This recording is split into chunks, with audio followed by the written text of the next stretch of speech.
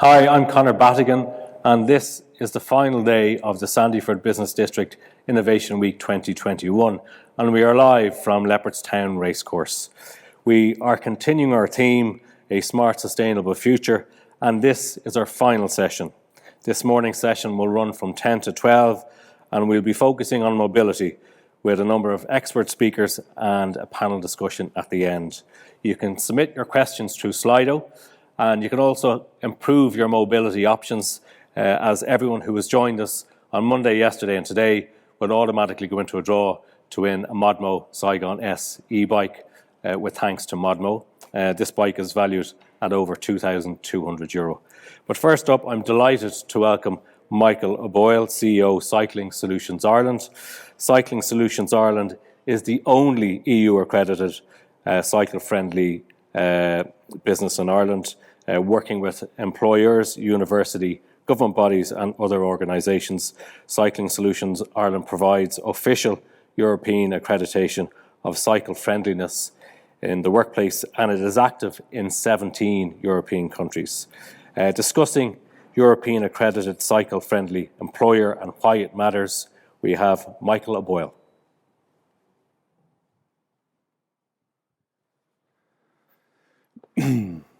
Thank you, Conor. And greatly appreciate the opportunity to introduce the Cycling Friendly Employer Initiative that we operate and head up in Ireland. As Conor said, it is active in 17 countries. It is the European standard for cycle friendliness in the workplace. And we have, to date, we have a range of different employers on it, from universities, government departments, small and multinational FDIs on the programme. The background to Cycle Friendly Employer is it's governed by the European Cyclists Federation in Europe. It is the second phase really of the Bike to Work scheme, which is rolled out across Europe and continues to be hugely successful. And I suppose since we've gone into COVID, we've seen the demand for bicycle ownership scale up again. And as part of that Bike to Work initiative, the European Cyclists Federation looked at how to develop a framework to have the European standard for cycle friendliness in the workplace. And this is what Cycle Friendly Employer is about. There are a number of benefits to it, detailed here on the screen. The background to it is that the framework has 6 categories detailed on the screen. And they will have, each of those categories is points weighted with multiple questions there. And the idea with it is that we work with the employer to get them, to scale up their points related score and increase their cycle friendliness for the employee. How it works. Okay, there are 3 stages. It's the first stage is the online self-evaluation. This is where the 6 categories are detailed. All the 48 questions are there. And the employer this evaluation gives them really good insights to actually the process and what they could be looking at from their own workplace. Once we receive the online self-evaluation, we get it reviewed on our side. And we send back a summary report to the employer. Typically, who we're finding on the employer side, who we're engaged with really are the sustainability teams, the employee engagement team, HR is there, the green teams. So these are the people that really would be looking at this or champion this type of initiative. So once we get the summary report back to the employer, we schedule a call with the team, and we go through with in detail what the summary report and where we scored and didn't score the employer. And we really focus in on the questions that the employers haven't scored any points on. And the idea with the summary report is we actually supply them the answers. We give them the answers for what they could look at to actually gain those scores and bring them across the line and increase their overall cycle-friendly employer score. So that also gives us an opportunity to look at the answers that they have, because in some cases, some of the questions don't apply to certain employers. And I use that because if we look at category 6 here, where we have the customer traffic, so there is a specific category for how employers will manage and handle customers who arrive on their bicycle to their workplace. And in some cases, what we've found here in Ireland, there are some employers, especially on the FDI side, who actually don't have any customer traffic. They may have, odd people coming in, or 1 or 2 people coming in from the States or the UK or Europe, but no actual customer traffic. So when we look at that from an employer point of view, we actually recalibrate the score, and we can actually take that out of the equation, and obviously that reevaluates the employer's score. So the next phase of the cycle-friendly accreditation is to do an on-site audit. And as you see from the screen there, these 4 processes are actually all free. They're all funded and financed by the ECF to actually get activate the employers. This process is not really designed. It's not designed to be cost prohibitive for employers. It's actually designed to actually get them active on the program and get them up to European accreditation level. The next phase of it is the on-site audit, point number 3 there, where we actually go on site. One of our auditors will be on site, and they actually look at the evidence between the summary report and what they actually see on site. And that is followed up then by the actual CFE, cycle-friendly audit report. And this is the definitive current position that in terms of points and where the employer is in terms of European cycle friendliness. And what we find with employers at this stage is they find this report a very useful document, because in a lot of cases, those teams that we deal with, the green or sustainability teams, even the facility management teams, they having this report gives them that evidence to, let's say, go to finance or go to HR and say, okay, look, if we implement these recommendations in this report, we can actually scale up our accreditation. And when we looked at the figures, we've recently gone back over our accreditations, and we're seeing that 85% of Irish employers on the program are actually landing at a silver, a high, strong silver accreditation level. And when we look at the evidence across Europe, I sit on the steering committee for cycle-friendly employer in Europe. So we share a lot of the evidence, and we look at, how are the countries performing, how are the employers, where are they actually coming in on when we do the accreditation. And Ireland is in a very strong position, but when we look back at where Irish employers have been active for, let's say, the last 10, 12, 15 years in, employee initiatives, in the wellness initiatives, the employee engagement initiatives, the Great Place to Work initiatives, these all feed into where we're at, because they're all components in there that actually scale up the employer's accreditation in terms of cycle friendliness, in terms of lockers, showers, facilities, bicycle parking, secure bicycle parking. So when we go on site, we're able to see the evidence, and we're actually able to give this report. And up to this point, all this assessment and reporting is actually free to the employer. And it is only at the point where they actually activate the accreditation that an accreditation fee applies. And the accreditation is valid for 3 years. And the benefits to the employer as a cycle-friendly employer member is now that they have access to a lot of cycling-related initiatives. They have access to mobile bike mechanics. They have access to free on-site bike demo days. And we also offer members industry-specific webinars where, if it is a university, for example, we would get universities across Europe who would come together on a webinar. They'd share knowledge, share experiences, network, and they'd also be able to look at funding opportunities that may exist that other universities in Europe have accessed. And we do that also for FDIs or clients who have multiple sites. So again, that whole membership has many value adds going forward over the 3-year period.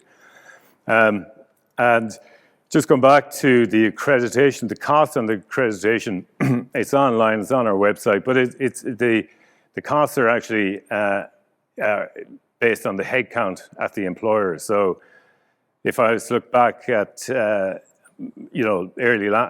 last week we had an employer with 450 on site, 450 employees, and their accreditation cost would be €1,700. So just, slightly in around €3 per person or per employee per year over the 3-year period. So that's, it is not designed, as I said earlier on, to be a cost prohibitive exercise.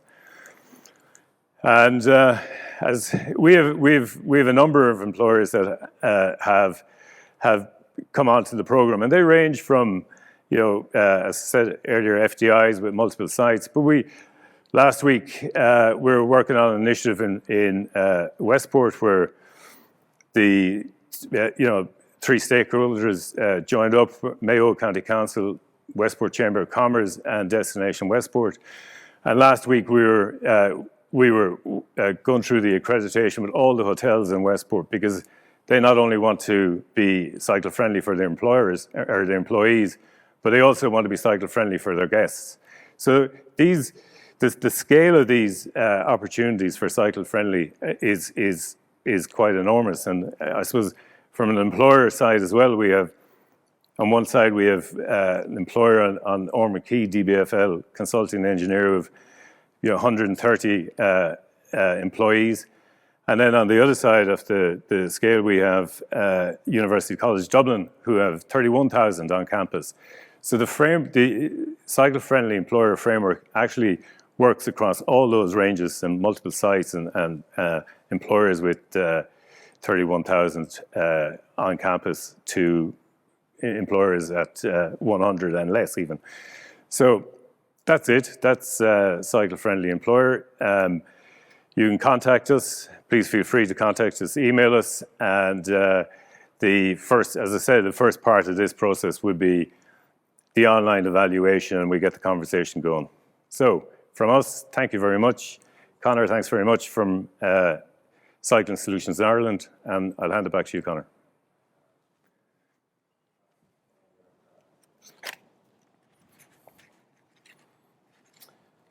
Yeah, thank you very much, Michael O'Boyle, Cycling Solutions Ireland. A couple of things I picked up there. There's clear benefits of adapting cycling in the workplace. 2 of them that jump out. You're boosting employer health and well-being, and who doesn't want to do that? A healthier employer surely is a more productive and happier employer, and reducing your carbon or your emissions as well, which is great. So I'd urge companies and individuals viewing this morning just to log online and look at their self-evaluation and do that. And obviously the accreditation costs, if you wish to pursue it, are very reasonable. So thank you to Michael O'Boyle. Just a reminder for those just joining us slightly late that we have our competition running. So that's the Modmo Saigon SE bike.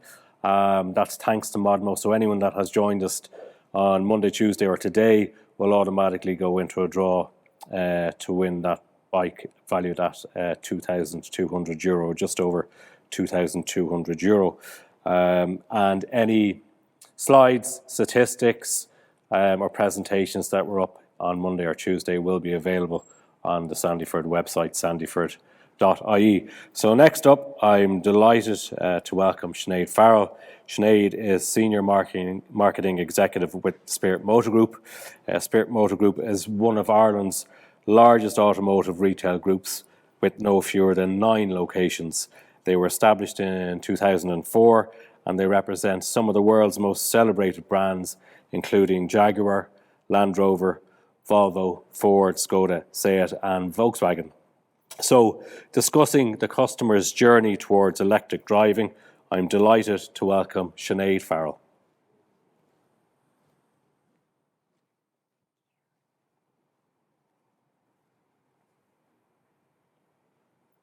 Hello everyone, my name is Sinead Farrell and I am a Senior Marketing Executive in Spirit Motor Group. We are based in Sandyford and occupy 7 buildings within the area. We are home to a number of well-known brands such as Jaguar, Land Rover, Volvo, Ford, Skoda, Seat and Cupra.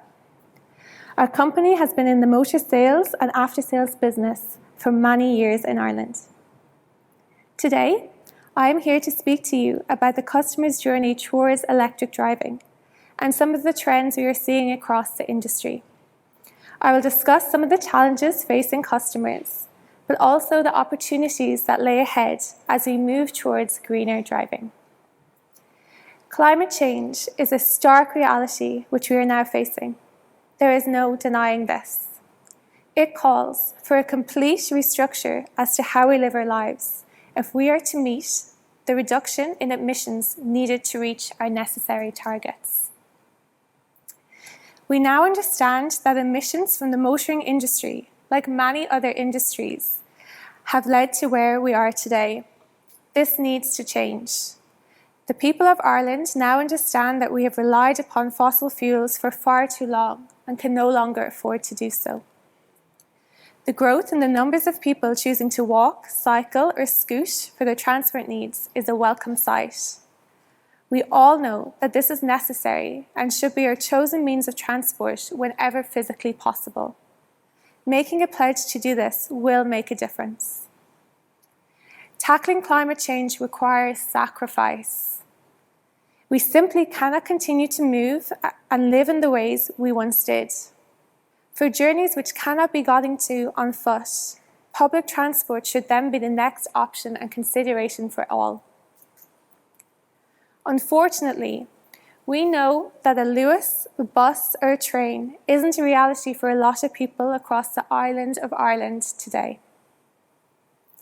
There are many gaps in the current public transport offering, and some of us are regularly travelling long distances or routes that are not yet served. Others may have medical reasons or circumstances which may result in them not being able to take public transport. This needs to be thought about and taken into consideration. It means a car is still a necessary thing for a big percentage of our population. For those of us who need a car for longer journeys, we need to be equipped with the knowledge to make the best possible choice for the planet. For many of us, we already use various different transport methods depending on the journey and route. Drivers also take public transport, cycle and walk. Walkers also drive and cycle. We need to keep the focus on making the right decisions for the journey in question as we move forward. What does this mean for our industry then? The motoring industry and all drivers are in a period of transition. The industry is moving forward and working towards greener, cleaner driving. This is an extremely exciting time for the motoring industry as we pave the way with new technologies and different ways of moving. So for those of us who still need a car, electric is our future. I think we can all agree on that. And for some of us, it's already our reality. We have adapted to plugging in our cars at night, successfully driving in fully electric mode, and find it hard to believe we ever did it any other way. People are actively moving towards greener driving. SEAI have reported that there have been 14,000 new electric vehicles registered in this year to date. They also state that there are over 41,000 electric vehicles, including plug-in hybrids, on Irish roads today. We see the move towards electric vehicles within our own customer group too. Our customers are hungry for information and want to know how these vehicles work, what the charging infrastructure is like, how long the range is, and so on. For our customers, there are 4 main engine types to think about when it comes to greener driving: mild hybrid, hybrid, plug-in hybrid, and fully electric. A mild hybrid engine combines a traditional combustion engine with an electric motor. It automatically turns the engine off whenever the car is coasting, braking, or stopped to save energy. A hybrid engine can drive on battery power alone and operate in fuel-efficient zero-emissions mode up to 62% of the time due to a very powerful battery. A plug-in hybrid combines a combustion engine and an electric motor and can also be charged from an external source of electricity. This is currently the most popular type of engine our customers choose. A recent AA poll also reveals that this is the dominant choice for people planning to change the vehicle in the next few years. This same poll found that 63% of people who now own a hybrid vehicle plan on buying another one when they next change, and not moving to fully electric yet. While the average hybrid range at the moment lies around 50 kilometres, brands are beginning to extend this out to be up to 100 kilometres. We are already beginning to see this on newly announced models for next year. We are already beginning to see this across the board as a game changer, and it makes hybrid vehicles accessible and appropriate for more people. Finally, a fully electric vehicle is powered solely by a battery charged from an external electricity supply, with additional inputs for regenerative braking. 25 to 30% of all car sales in Ireland will be some form of electric or hybrid vehicle in 2022, growing each year thereafter. New models are coming across the industry to meet this demand. Within Spirit Motor Group alone, we now have 18 different electric and plug-in hybrid models across the many brands we represent.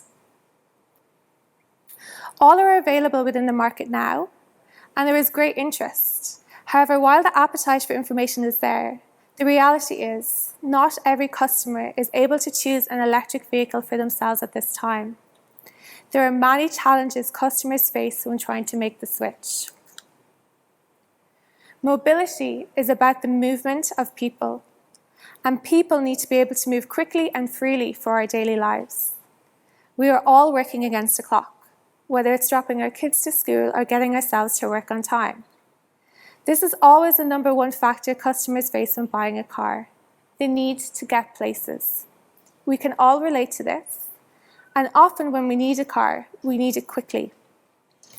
The growing trend across our business is that customers will have done the bulk of their research online before coming into us, and often when they do come in, they're ready to buy. This means availability is a key factor in the customer's decision-making process. Unfortunately, not every brand in the market has the same lineup or number of hybrid or electric vehicles available, so this quickly limits customers' choice. This is further impacted by lack of electric used cars within the marketplace. As the technology has only really begun to be taken up in recent years, it means that there are physically not enough used cars to support the needs of a used market now. It is therefore critical that our government continue to encourage the growth of EVs into the future.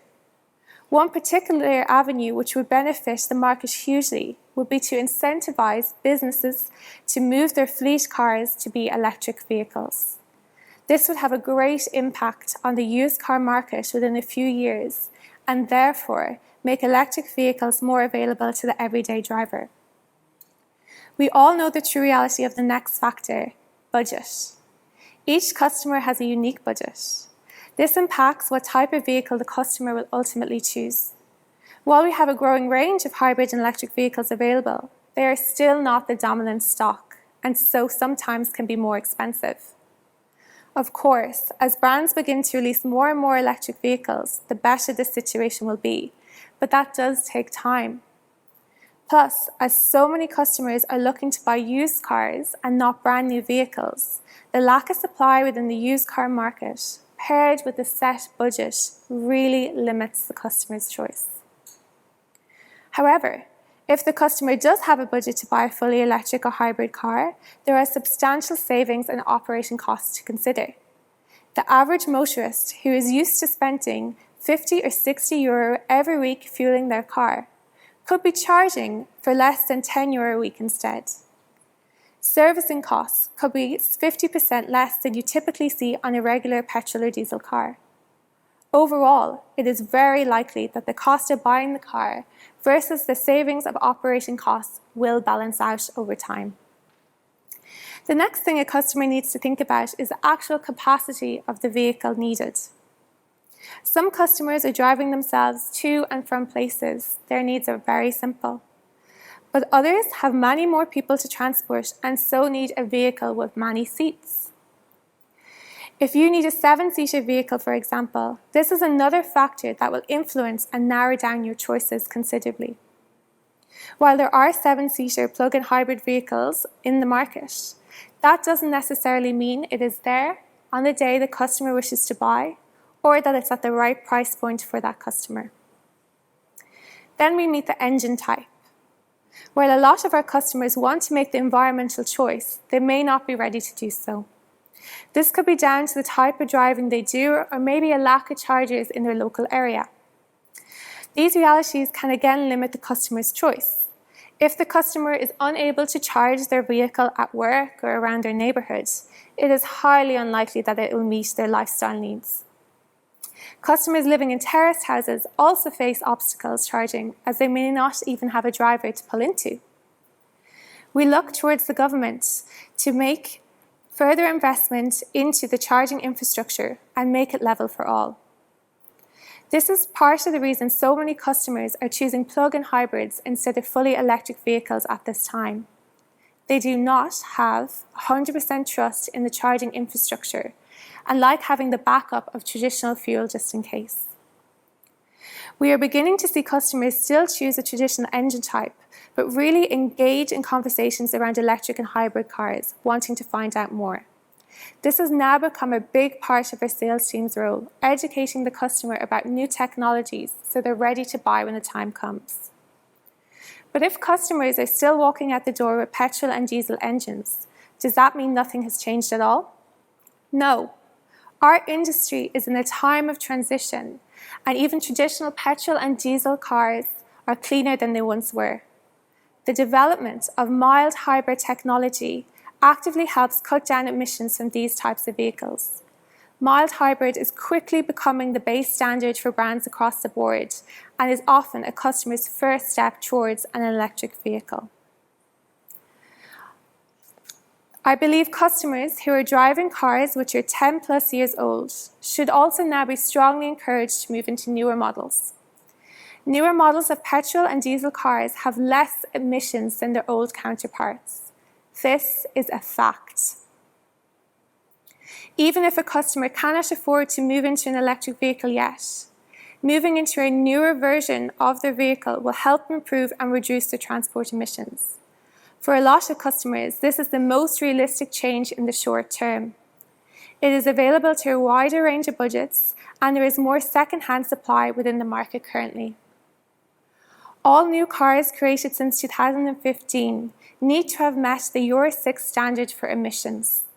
These are the cleanest traditional fueled cars in history, and moving from an old car into a Euro 6 approved vehicle would make a huge difference to your personal transport emissions if driving. So after taking all these factors into consideration, what can customers buy? Well, we're thrilled to say that every brand we work with is pushing electric vehicles to the fore of their product lineup. Brands such as Jaguar, Volvo, Cupra have already announced plans to become fully electric within the next 10 years. Even iconic vehicles such as Land Rover Defender and Ford's Mustang are now available as electric cars. All of our brands offer mild hybrid and plug-in hybrid vehicles and are actively trying to move away from old petrol and diesel engines. Land Rover, for example, has typically always been known for large V8 engines. Now 95% of sales are plug-in hybrids, and they have seen a reduction in average CO2 emissions of 50% since 2019. Work is being done every single day across every brand in the world to reduce emissions.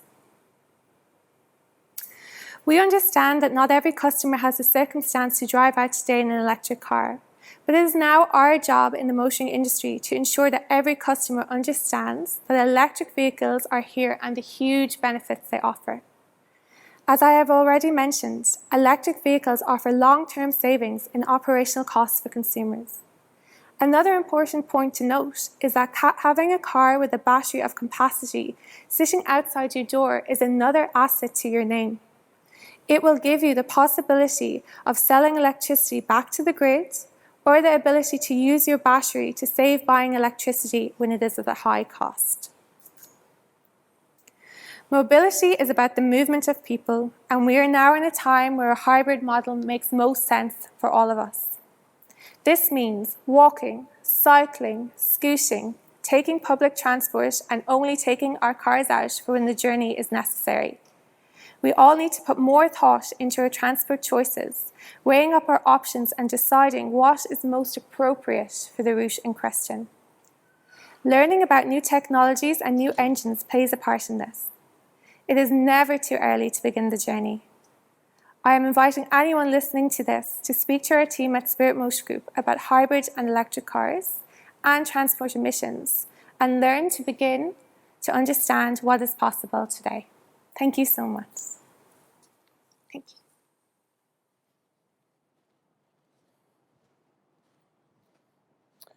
you. Thank you very much, Sinead Farrell, Senior Marketing Executive, Spirit Motor Group.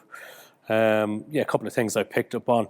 Yes, it's very, I suppose it's challenging for customers, the price point of some electric vehicles, but the thing to take into consideration is the long-term savings in the running costs as well.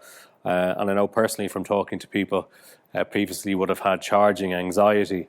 That was in the early days, but now there's more public EV charging points, and EV charging points in residential properties is a lot more accessible and easier, and the price point is, it isn't too high. So all of these things are leading to more electric vehicles being purchased, and it's encouraging to know that 14,000 new EV cars were registered in to date in 2021.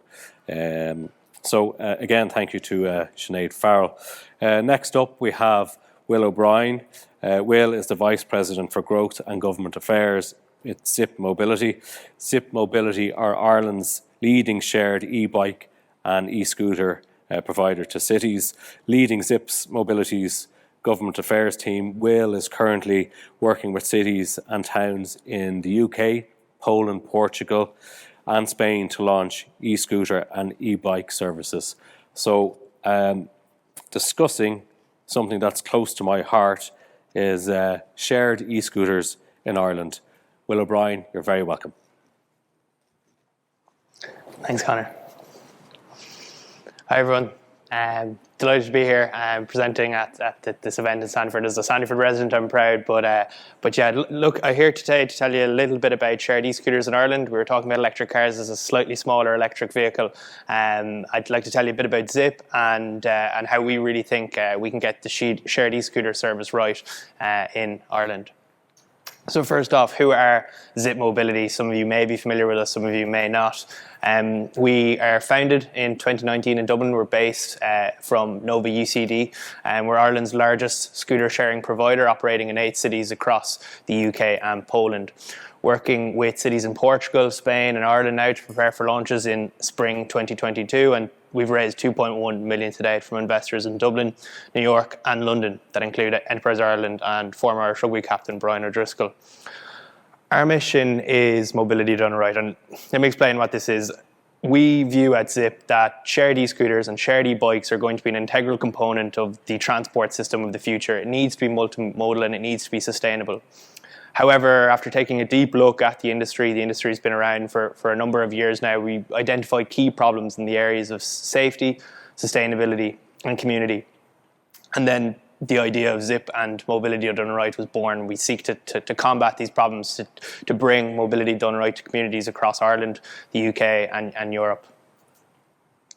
So a bit about shared e-scooters. Why shared e-scooters? Where do they fit in the transport dynamic?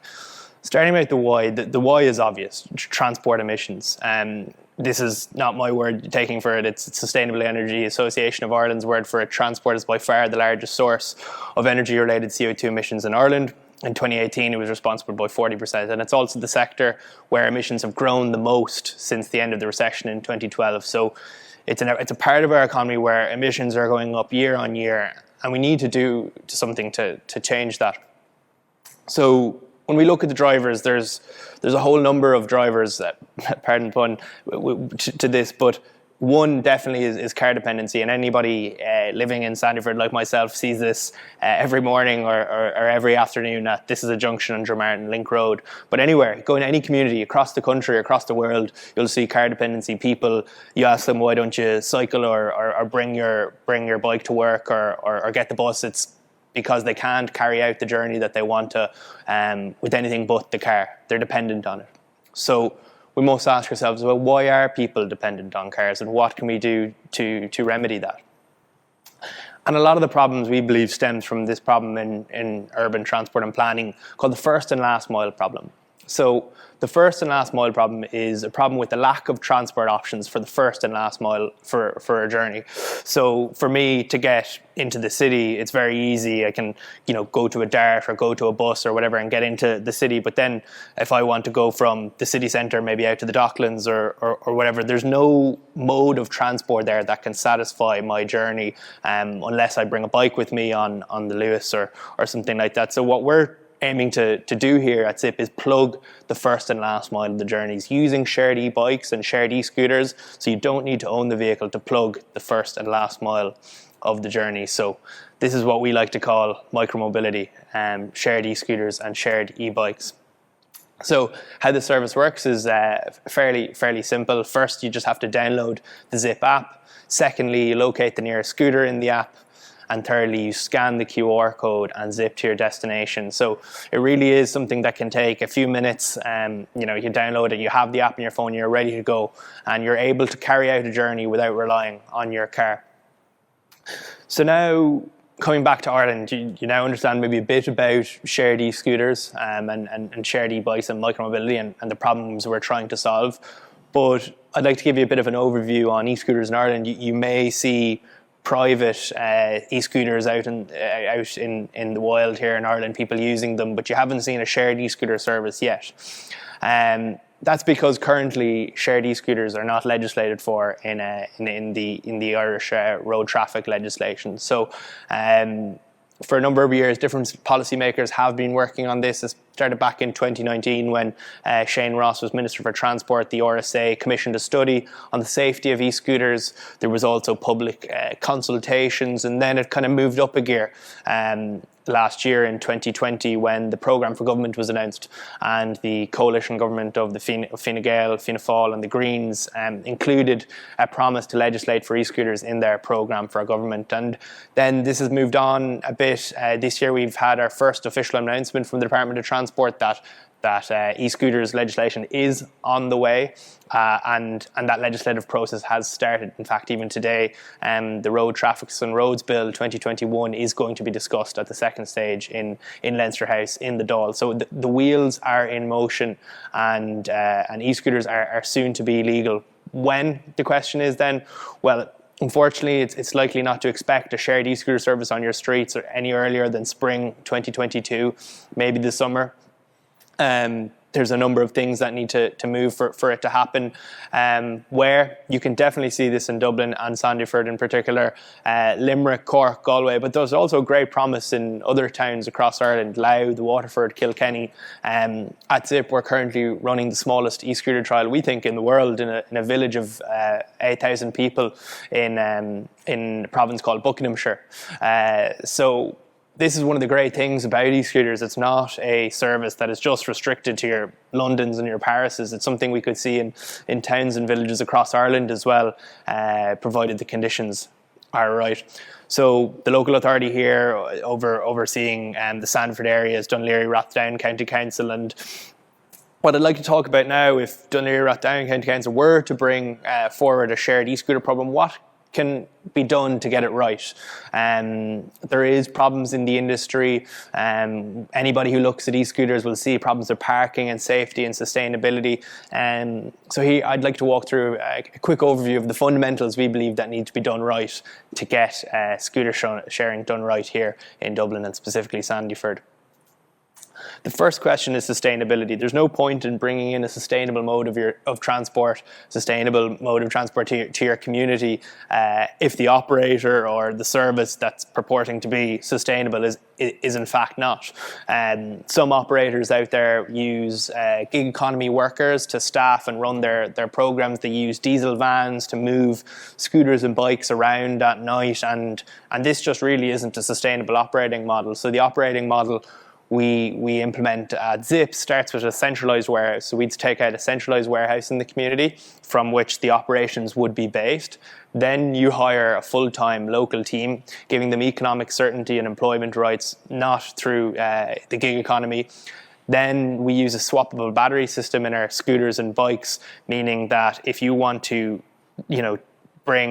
if you want to recharge 10 scooters, you just need to bring out 10 batteries, and you don't need to bring 10 scooters in the back of a van to your warehouse, recharge them and bring them back out. It's a much more efficient process, leading to about 10x in efficiency returns, less energy expended, and this is what makes it more sustainable.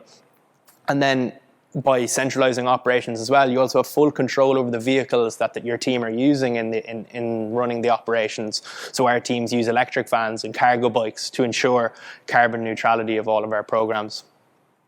We don't outsource anything at Zipp. As I mentioned, these are pictures of, on the left there, you see Nick. He's a 6'5" operations manager in Somerset, so don't steal any scooters in Somerset, or else Nick will be on to you. And you'll see these are the scooters. The local team really do take great care of the scooters because they have ownership. They're not a gig worker floating in for a day's work. They've all been with Zipp and they're all full-time employees. Community engagement and communication. This is really, really critical. I think a problem in any large-scale infrastructure project is you can make is that communication, community engagement isn't done properly. So going in and talking to communities, getting them on board before you launch, to prevent that kickback or pushback that they might feel if they're not being listened to. So at Zipp Mobility, we operate by a community-centric model where we seek to understand the community's mobility needs first and then design the shared mobility scheme around that. So we also get out into the community and talk to them. So the audiences we're looking to talk to are residents, local councillors, advocacy groups representing groups like the blind, and also local businesses, and using a variety of mediums to contact them. So obviously direct contact like email and meetings, but also using social media, print media, radio and TV to get our messaging out, to let the people know that scooters are coming and to be prepared for them, and to give them the information they need to feel safe about the e-scooters. As I mentioned, advocacy groups are a key pillar of this engagement that we do with communities. Reason being, e-scooters are typically quiet devices in the public realm. And if you're suffering from a visual impairment, having something like an e-scooter which is silent, and you're reliant on audio cues to understand your environment, having that in the public realm can be a challenge. So we've partnered with the Irish Guide Dogs. So for over a year now, we've had one of our scooters down at their training facility in Ballincollig, County Cork, and every guide dog is being trained to manoeuvre around a Zipp e-scooter. These are new additions to the public realm, and groups like the Guide Dogs are now learning how to adapt so that we can have a sustainable mobility system, but one that it represents the needs of all and not just the users of the service, the non-users as well. We also do a lot of stakeholder-driven design. So you'll see here, this is a picture on the left is our CEO and founder, Charlie Gleeson. He's wearing a set of glasses that mimic a visual impairment. And in the background there as well, you'll have the program manager for our e-scooter program. You'll have the councillor in charge of transport in one of our services, and you also have in the back there Sue Taylor. Sue Taylor's a local woman in Somerset where we're operating with a visual impairment, and as you can see, we're all using canes going around the town to understand, okay, what is the experience of someone with a visual impairment around this town, and how can we ensure that the scooters that we're introducing don't impact their day-to-day lives. So that's really key. The understand first and design second. And there's a whole menu of things you can adapt once you understand the community and their needs. You can adapt the operating area. You can put slow speed zones in. So some areas of the community could have actual speed limits that are less than other areas of the community. You might think that a school could be a dangerous area for a collision. So you might actually put a restricted zone in there saying that no scooters are allowed to go near this certain area during these certain times.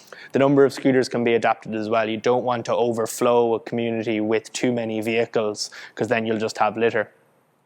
And the operating hours can be adjusted as well. Some communities may not like having a 24-hour service, others do. It's a question dependent on the community.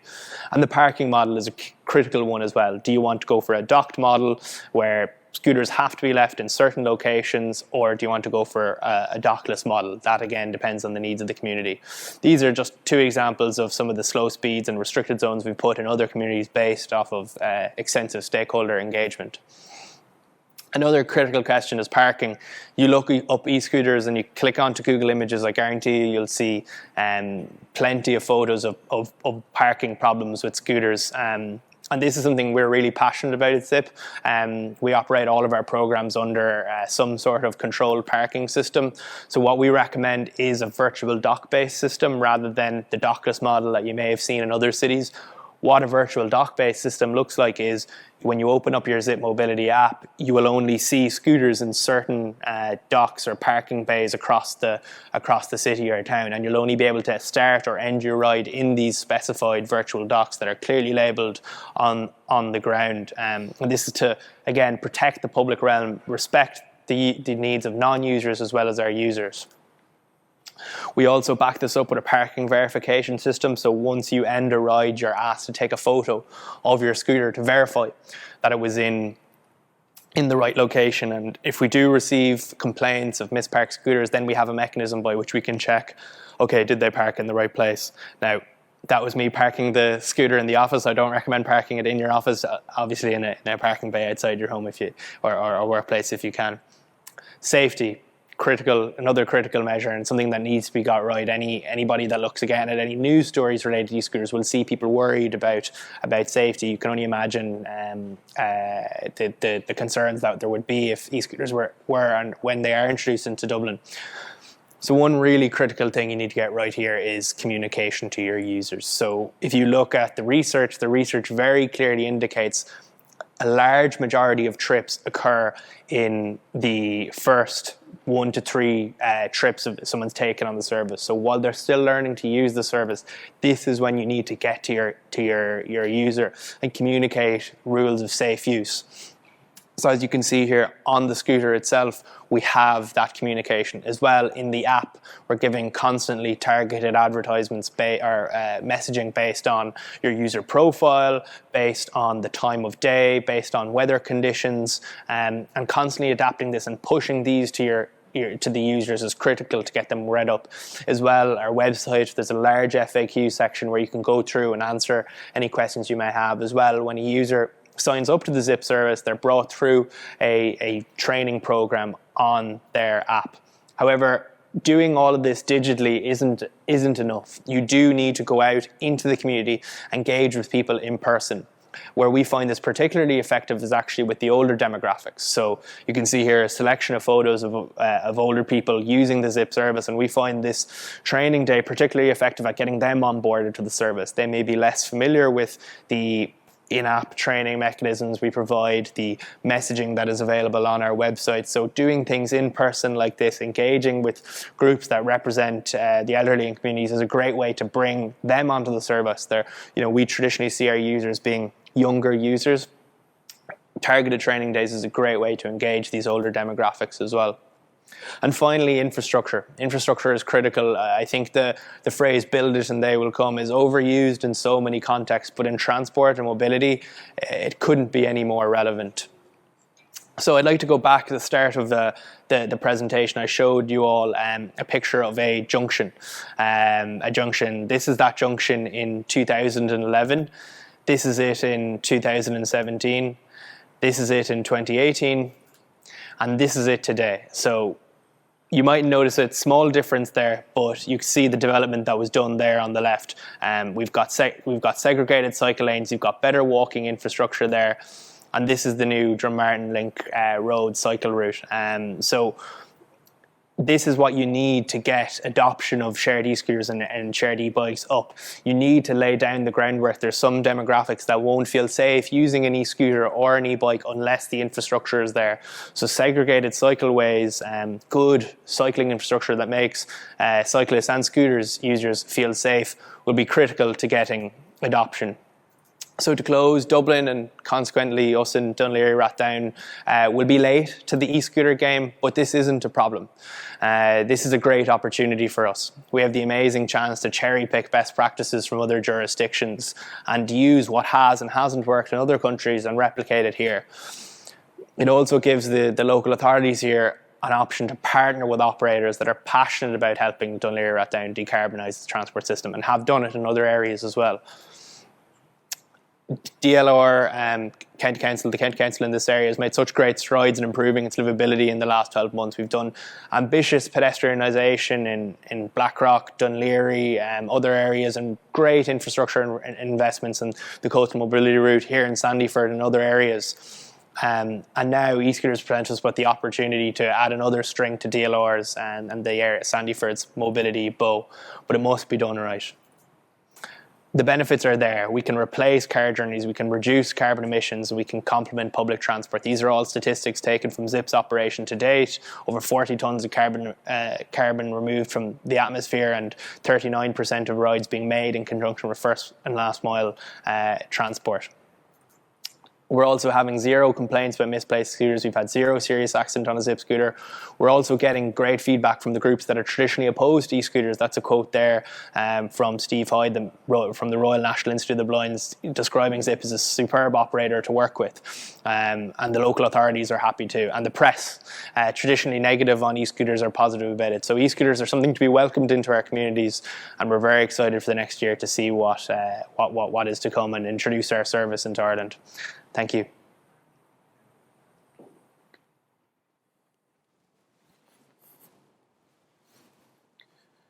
Thank you, Will O'Brien, Zipp Mobility. In my opinion, I think it's probably the opinion of many people that e-bikes, e-scooters are certainly part of the solution, not part of the problem, but definitely part of the solution. And it's great to see the draft legislation progressing, but it could be, hopefully it'll be rubber stamped very quickly. And yes, in Sandyford we've had cycling infrastructure improvements, and that investment is great to see, but we do need more of it, and we hope to see that over the coming months and years. Next up we have Hugh Cooney, CEO Bleeper Bikes. Bleeper Bikes is Ireland's first stationless bike sharing scheme and currently has in excess, or slightly just under, 1,000 bikes operating throughout Dublin. Discussing two wheels can do it all in an urban environment, Hugh Cooney.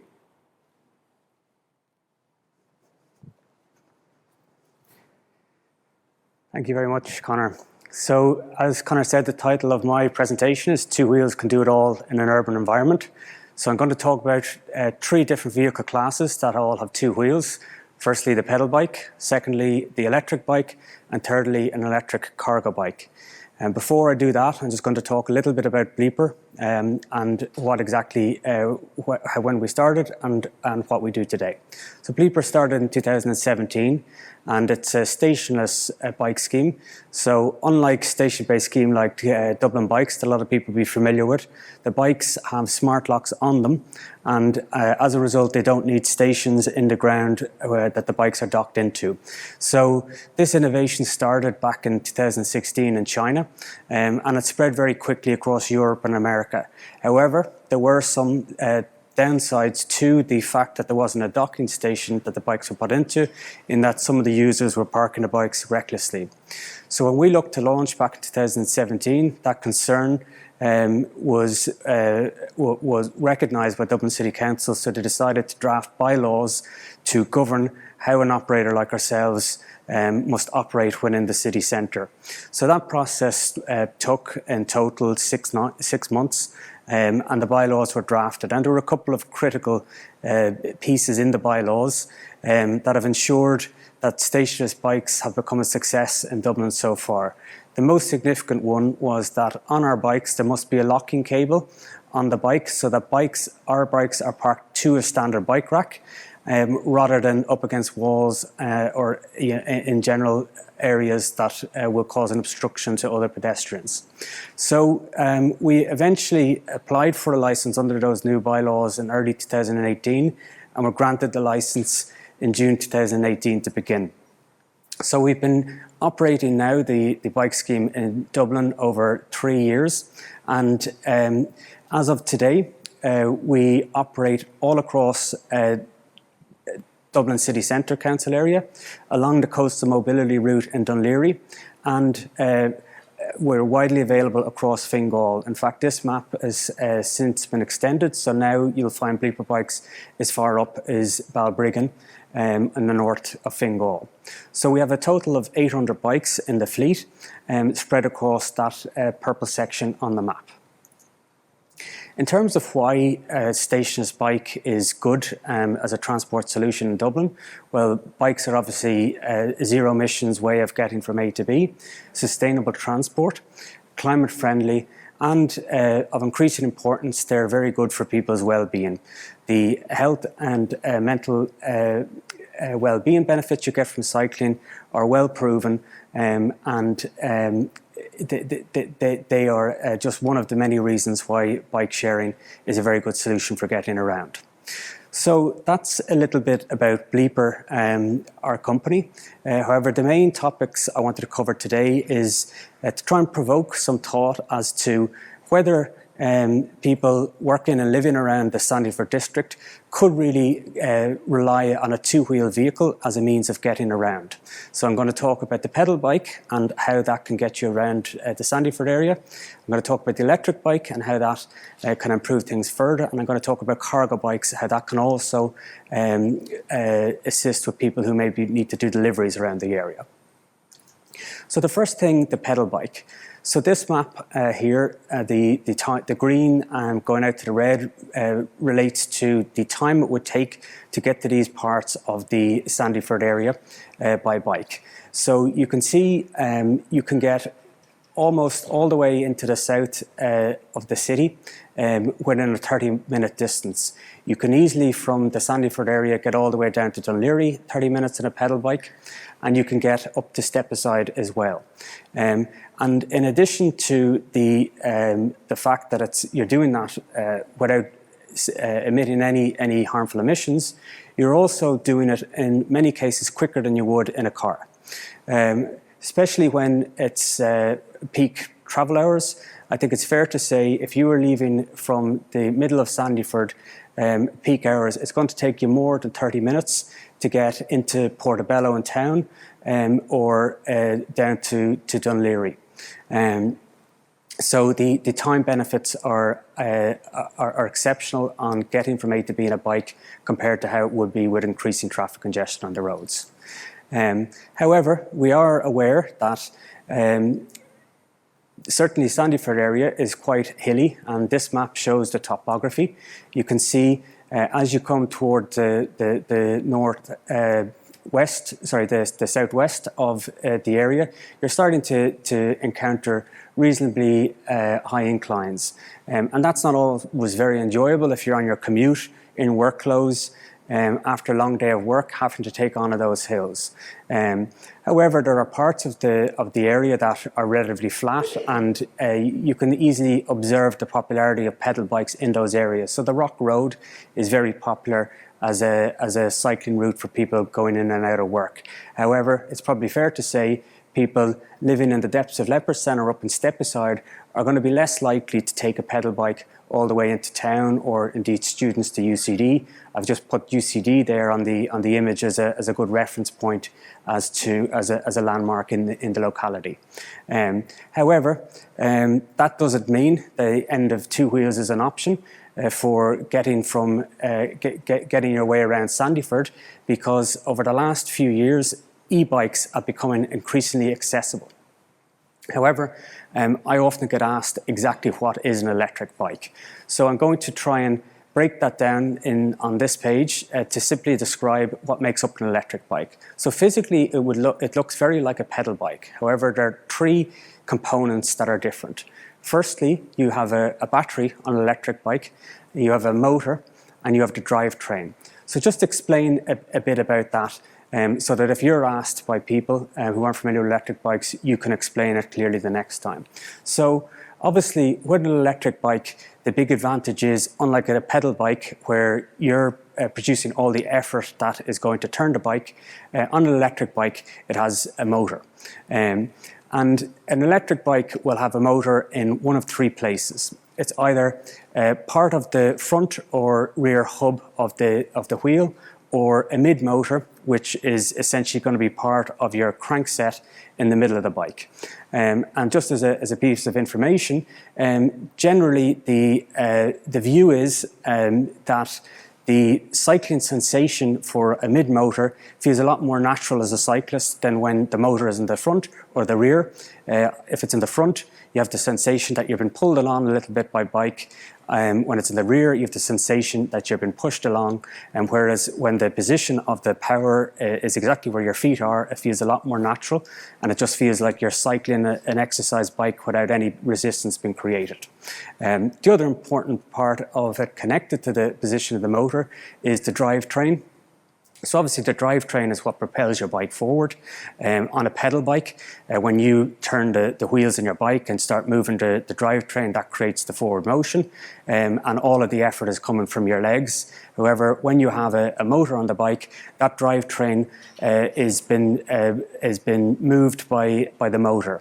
However, one key difference between the position of a hub motor on the front or rear or a mid-motor is the initial engagement to get the vehicle moving when the motor is in the front or rear all will come from your own physical effort. Only when that initial bit of forward momentum is created does the motor kick into action. And that's why pedal bikes are often called pedal assist, as opposed to a motorbike that the throttle on its own will do all of the forward motion. However, with a mid-motor, it's much more sensitive to you engaging in the physical effort of cycling, and as a result, especially if you're on an incline, it's much more seamless to get the bike moving forward. Whereas on an electric bike with a front or rear hub motor, you're going to find for the first couple of meters you're having to put in the effort to get the motor to kick in and do its job. The other important part of an electric bike is obviously the battery. The battery is providing the power to the motor so it can do its job. Over the last 10 years, a bit like EVs, the development and innovation around batteries has improved significantly. They used to be very much a separate part of the bike and often attached on the rear. And there were exposed cables, and it was very obvious to the eye whether it was an electric bike or not. However, as sales have increased on electric bikes, more money has been spent on R&D, and now you can have electric bikes where it can be almost impossible to tell where the battery is. They're incorporated into the frame or designed into the frame in a very slick way. Indeed, just like EVs, the range of the batteries and the price of the batteries have all improved in favour of the consumer, resulting in electric bikes that can now quite easily do 70 kilometres on one charge, which is probably easily enough to cover most people's commuter distance.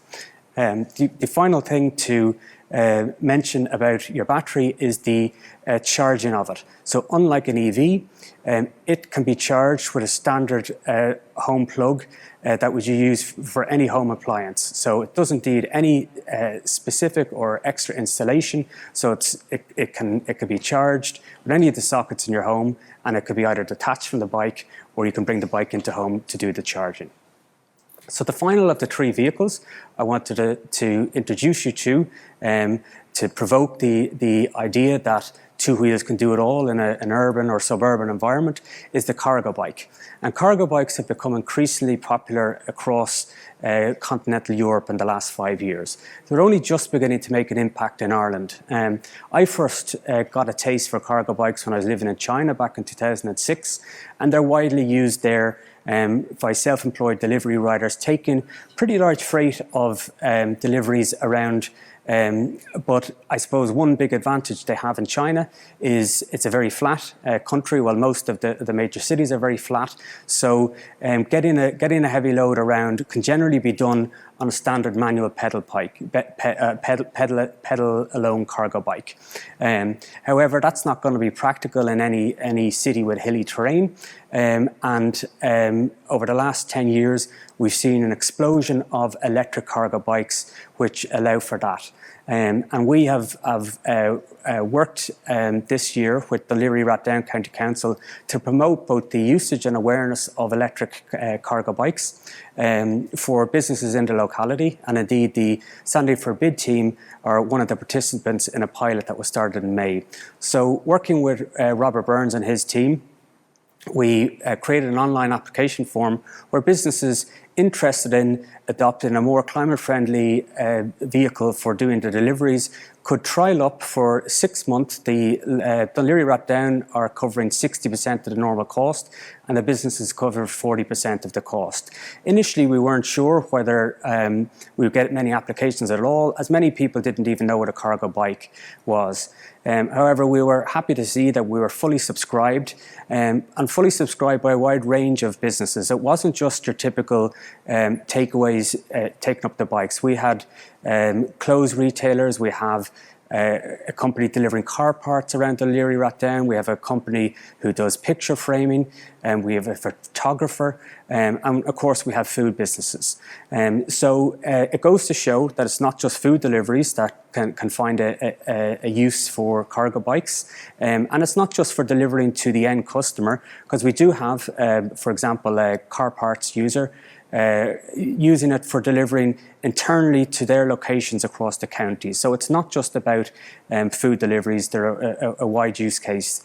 And on the slide here, we have an example of some of the participants in the Laoghaire-Rathdown pilot that launched in May. So we have an ice cream company, the bike on the left, Dublin Gelato company. We have Fellini's in Dean's Grange, and the Sandyford Bid bike there on the right-hand side of the screen. So I hope that gives you a taste for the three different vehicle types and provokes some of you that may not be using a bike, an e-bike, a cargo bike, to challenge yourself to buy one, rent one, and see if that can substitute some of the trips you might otherwise done by car.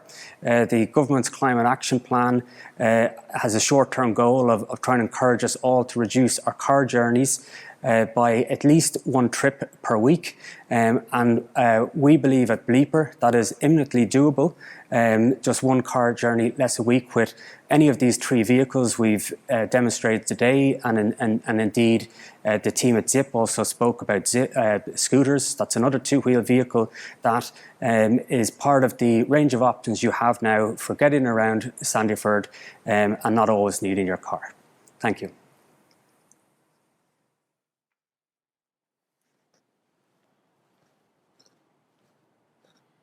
Hugh Cooney, CEO of Bleeper Bikes, thank you.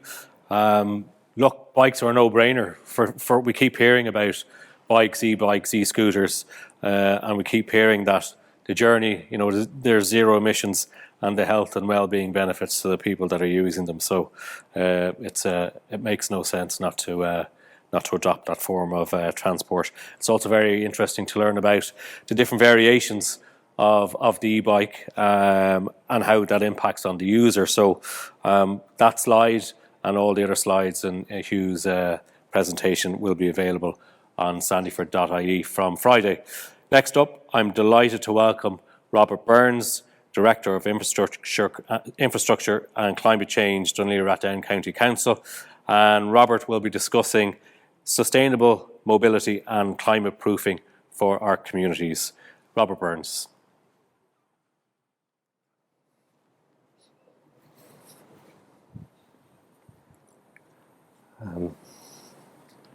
Good morning, everyone. As Conor says, I'm Director of Infrastructure and Climate Change in Laoghaire-Rathdown County Council. That's the local authority that's for this area. Sandyford is within that, so it is a locality I'm very familiar with. But I'm trying to keep the presentation will be at quite a high level. But a lot of what we're trying to achieve is actually about bringing what is more at the global down to the local level, and so I think we will zoom in and zoom out, if you like, throughout the presentation. That's just an overview of what I'm going to go through. So it's quite wide-ranging. We'll be looking at sustainable transport for sure, sustainable mobility, climate change, but also this idea of livability and quality of life, placemaking, which has become very, very much to the fore over the last number of years. So, just to give a sense of where I'm going to go to on this, for me, I think the most significant challenges we have, and indeed the opportunities, are to do with making our towns, villages and cities more livable. And that's making them more attractive to visit, more accessible, easier to move around, and more active in a social and economic sense. And that's very much in line with Town Centres First policy, which the government is advocating. We're also looking to facilitate and accelerate a shift in modes, getting people to use more sustainable modes. And we're also looking to create more climate resilient places and communities, and to support communities in their efforts to become more climate resilient. It's a very, very clear focus. We're apparently in a climate emergency, and are we acting accordingly? And I suppose that's just a rhetorical question. Just to open it out, because people sometimes think about, placemaking as a nice place to sit down, to go and have coffees and all the rest. But we need to think at this from a strategic perspective. And I'm quoting here the head of strategic policy at IDA. So these people know what they're talking about. They're talking about what will attract foreign direct investment. And it's very clear from their perspective that the creation of attractive places to live and work is not only good planning, but it's good enterprise policy. And it's important not only to be a great place to do business, but it's also in our interest to be known as a great place to live. And I spoke to an executive in the IDA on this, and they explained it to me in this way, that when companies are looking to come to a new location, be it in Ireland, let's say Dublin or Cork or Limerick, they'll probably send over their executives. And it's their executives that are thinking about whether they want to go there, whether they will bring their families there, if this is a good place for them to have their children grow up, to go to school, for their to have a good quality of life. So it isn't just about the work. We need to think about being a great place to live as well as a great place to work. So, sure, we get the idea of mobility. We all need to move around in different ways, and the more sustainable it is, the better. So that's good for our climate. So we understand that connection. More sustainable transport means better for our environment, less emissions, and so on. But then there's all this other stuff going over on the right-hand side, as I look at it, about livability. And that's really the intersection of people, space, and time. And the 15-minute city is completely about this. And that's the idea that you can access all the services you need, your place of employment, go to school, go to your shops within a short space. And so that will meet your physical, social, cultural, and economic needs. And if we get that piece right, if we get the compact development right, actually the mobility will be a lot easier. It's the easiest way to move around in a compact development is by walking and cycling.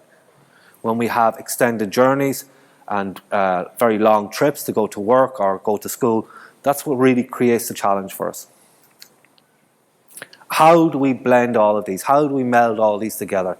It's mobility, it's climate, it's livability. And they're not mutually exclusive. I would argue that all three done right and done together is where we should be aiming. There's a wider policy context. I'm not going to spend too much time on that, but we need to think about sustainability as using what we need now without compromising the needs of future generations. That's the essence of sustainability. A wider policy context, again, we have a lot of plans in place, a lot of national policies, a lot of local policies that are emphasising the need for sustainable transport and investment in sustainable transport, and indeed in climate action activities. Just to think about active travel, for example, everybody's probably aware that there's about 1 million per day being invested in walking and cycling infrastructure. That's really significant. And multiples of that have been invested in public transport systems. We're aware of legislation coming down the line for e-scooters, and the plan to have that should be almost 950,000 EVs on our roads by 2030. So that means 100,000 EVs every year between now and 2030. I'll leave that to everyone else to work out how feasible that is, given that we have 40,000 EVs on the road right now.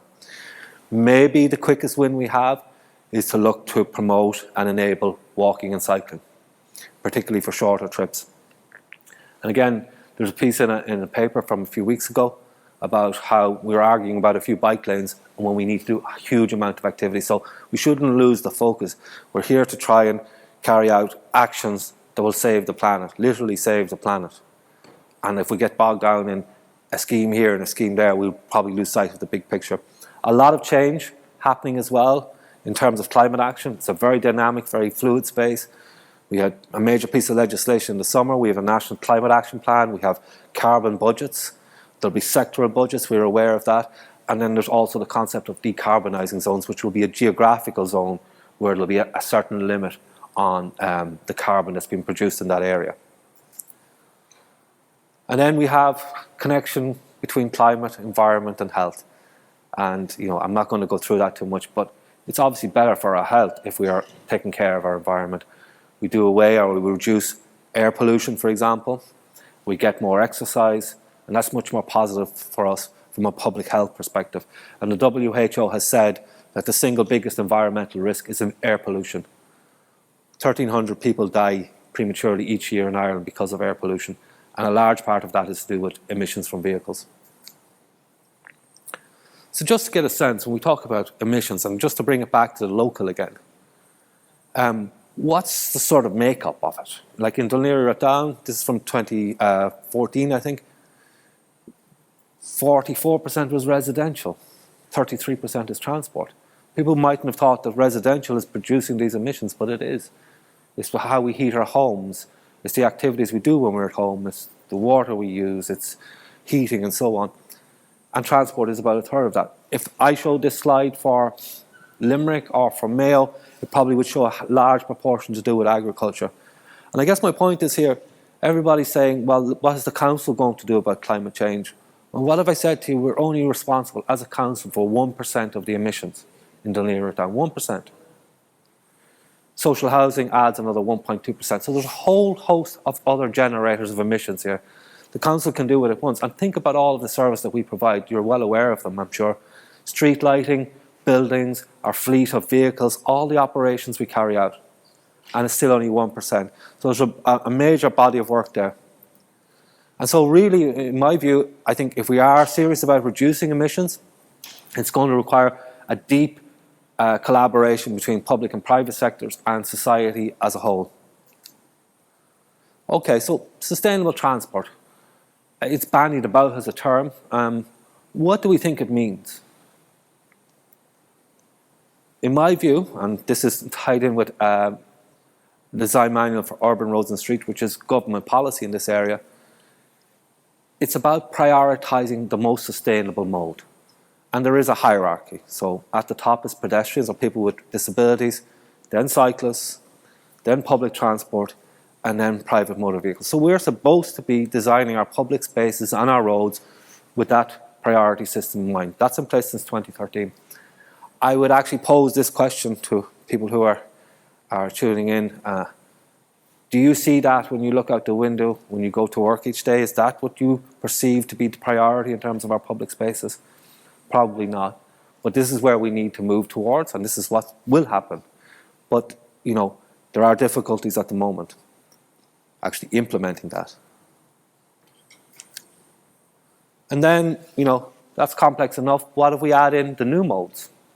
Where do e-scooters fit into this?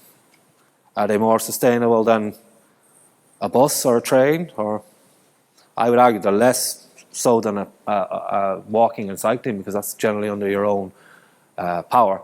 So they do have a place in this, and we need to work that out. Where do electric vehicles sit on this?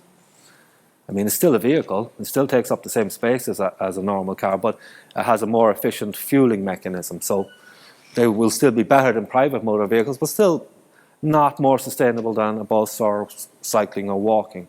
So people who think that electric vehicles are the silver bullet, I think that is not the case.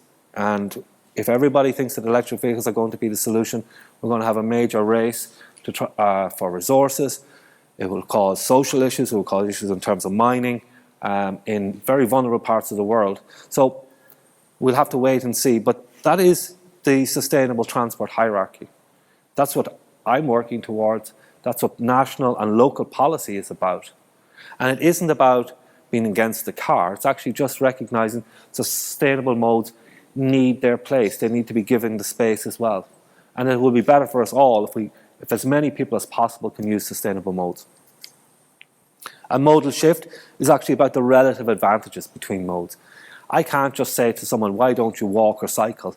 You know, just don't bring the car. There has to be some advantage to doing that. So, for example, I don't ever drive into the city centre from Dunleary. I haven't, I think, in 3 or 4 years. Why? Because it takes too long, and I have nowhere to park when I get in there, or else I have to park, pay a lot for parking. So the relative advantage for public transport is clear. It's quicker and it's cheaper for me. And that's what we need to focus on. So there's the carrot and the stick there. Is, you know, are there financial incentives we need to introduce more of them? I would argue, for example, for the e-cargo bikes, we don't have a national policy in place to support their use. It is in place in many other countries and jurisdictions around the world. So that financial help, that carrot would also help. But then there's demand management, things like congestion charges, restrictions on parking in city centres, low emission zones within our cities. These are the stick, if you like. So this is the other part that will encourage the modal shift. It isn't simply going to happen by saying, well, why don't you just cycle a bit more? It actually has to be made possible. And evidence-based planning, that's just a map showing the Greater Dublin Area Cycle Network. And the one on the bottom is actually the Sandyford area. So the areas in purple on that map is what we're working on in terms of building out the walking and cycling network in Sandyford, and we have a lot of really good plans in this area. But again, not to bring it too local, but the important point is that there is a plan here, there's a strategy, and we're working towards it. It's not just random bits of infrastructure we're putting in and hoping for the best. There's actually an evidence base, there's a strategic plan in place, and we try and build it out. And I cannot emphasize enough the need for safe, connected networks in whatever you're doing. There's no point. People who are advocating for the use of e-scooters, well, what network are you going to use? It'll be the cycling network you'll need. Almost certainly that's what the legislation is going to come out with. So whatever it is, you need a safe, connected network, and that's where we're going to find the difficulties, because that will mean reallocating space, existing road space. Important design principles here for any network, any mobility network. It needs to be cohesive, it needs to be direct, it needs to be safe, and it needs to be comfortable and attractive. So maybe just to look a little bit at this whole idea of cars, because I often wonder, are we understanding the car problem? Because people will say, well, we own too many cars. There's too many cars around. Indeed, there are many cars, and there's been an explosion in car ownership. Others will say, well, we're using the car too much, but if we used it less, we can own the car but use it less. So what is it? So again, maybe we'll look at the data and see what it tells us. We can see around now we have over 2.2 million or thereabouts, probably a little bit more if you add in all the different vehicles. But this is just in terms of private cars. About 2.8 million vehicles on our roads, but about 2.2 million cars. What would that be by 2030? And then we add in the electric vehicles. And we're not creating any more space. Our cities aren't really getting any bigger. We can't make the roads any bigger within it. So what's happening here? And remember, a lot of our cities are probably 1,000 years old, so they're medieval streets we're trying to put vehicles on. So in 20 years, the number of vehicles on our roads has doubled. And that's tied to population growth, economic growth, and so on. So not that unusual. It's a significant factor. And I think, any of us that probably are a little bit more mature can remember a time, maybe in the 80s, early 90s, when it was relatively safe to walk and cycle on our roads. I grew up in the country. I cycled to school up until I was 12 or 13, and it was fine. I think right now, in that same country area, I would be very reluctant to have children cycle on it at all. So something has very changed dramatically. More vehicles, higher speeds, larger vehicles on our roads. But then we look at our car ownership rate compared to other European countries. And then we see, well, we're not really even in the top bracket. And we have all of these exemplars like Denmark and the Netherlands have higher car ownership rates and increasing. So it's not about ownership of cars, it's not about the number of cars. What it's about, I contend, is the use of cars. And a specific issue that we have in that cars are now the predominant mode for short journeys, 2 kilometres or less. And what we can see is through CSO statistics is that the use of car for short trips is actually increasing over the last number of years. And what's even more worrying is that walking as a mode is decreasing. And there is a correlation. So that red arrow, that red line is showing an increase in car use for 2 kilometres. Remember, 2 kilometres is a distance you can walk in about 20, 25 minutes, and you can cycle in about 10 minutes. So that's a very achievable distance for people who are able to move around in that way. And walking, as I said, has gone down. That should be going the opposite way. And that's what we need to address. Not taking cars out. People can own their cars and have their cars. They can sit in their driveway for a month. It's what they're using them for. And those short journeys is where we really need to look at our attention. People will still use their cars to go to long distances for the weekends or for commutes, whatever. But if we can get more and more people out of the cars for the short journeys and the urban spaces, that frees up more road space for everybody else. And just a little bit on urban design, some interesting quotes there. These people are very eminent people. I mean, they've done it in New York and in Denmark. Jan Gehl would be sort of, I guess, the father of the public realm, if you like. And a lot of people would look to Denmark and Copenhagen as to what they're doing with their public realm. And I think my net point here is that we need to have a strategy. We work from the whole to the part. Again, people who may be familiar with local government administration, there's a county development plan, there's a city development plan. Within that, there is a local area plan or an urban framework plan, for example. Laoghaire has one, but so has Sandyford as a district. And we work within that. And then you have programs and projects that are generated from that. For example, our pedestrianisation within Laoghaire in the summertime was actually very much part of an overall strategy. It didn't happen randomly. Sure, COVID was there and it was an opportunity, but it was a great chance for us to trial something. We were all focused on summer streets, outdoor summer, all of that kind of thing. And indeed, based on the news yesterday, outdoors is going to be still very much part of our lives, and maybe for months, years to come. Our coastal mobility route, that's between Blackrock and Sandy Cove. It's a project we put in place during COVID last year. Again, very high numbers of people using, and I think it shows the potential for active travel. It has really been a phenomenal success. I mean, 2 million active travel journeys on that route in just 1 year.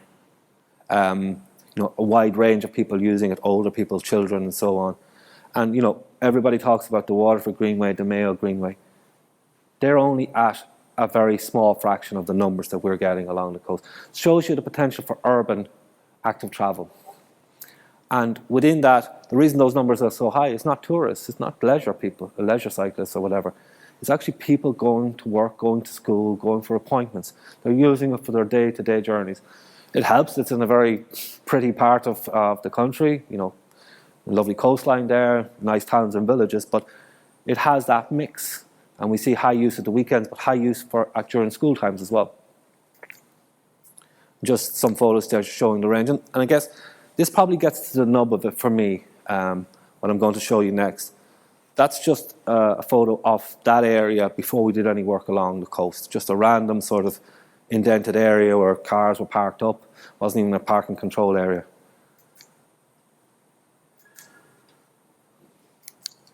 And this is what we transformed it into, and it's something we're quite happy with. I'm quite proud of what we were able to do. It was an active travel route, but we also made it a little pocket park, a place where people could stop and rest and enjoy that beautiful view of Scotland's Bay and looking over towards Howth. I think that's a much better use of that space than what it was used for before. Again, a lot may be going on this slide, but I think the net point here is that congestion is costing us money. You know, leave aside electric vehicles, internal combustion engine, whatever it is, it's still the size of a car. That is not going to solve our congestion problem. Dublin is a highly congested city, the sixth most congested city in Europe. I think on average, it's 480 hours per year people are spending in their car. And it's costing us. It's costing us a lot of money. In 2017, it cost us 350 million. In 2033, about 2 billion. So doing nothing is costing us money. And that's why you see a lot of focus now on demand management, on the idea of congestion charges, on the idea of low emission zones. It's to do with this. Our economy is going to be strangled if we don't get a handle on congestion. Allied to that is the need to carry out significant work to adapt our environment for climate change. And that's estimated to cost 800 million a year. That may only be just a shot in the dark. It's probably billions. And if there's a catastrophic climate-related event like flooding, then what will the cost of that be? So we probably will pay for it one way or the other. Either we do the work to adapt to the climate change, or we take what's coming.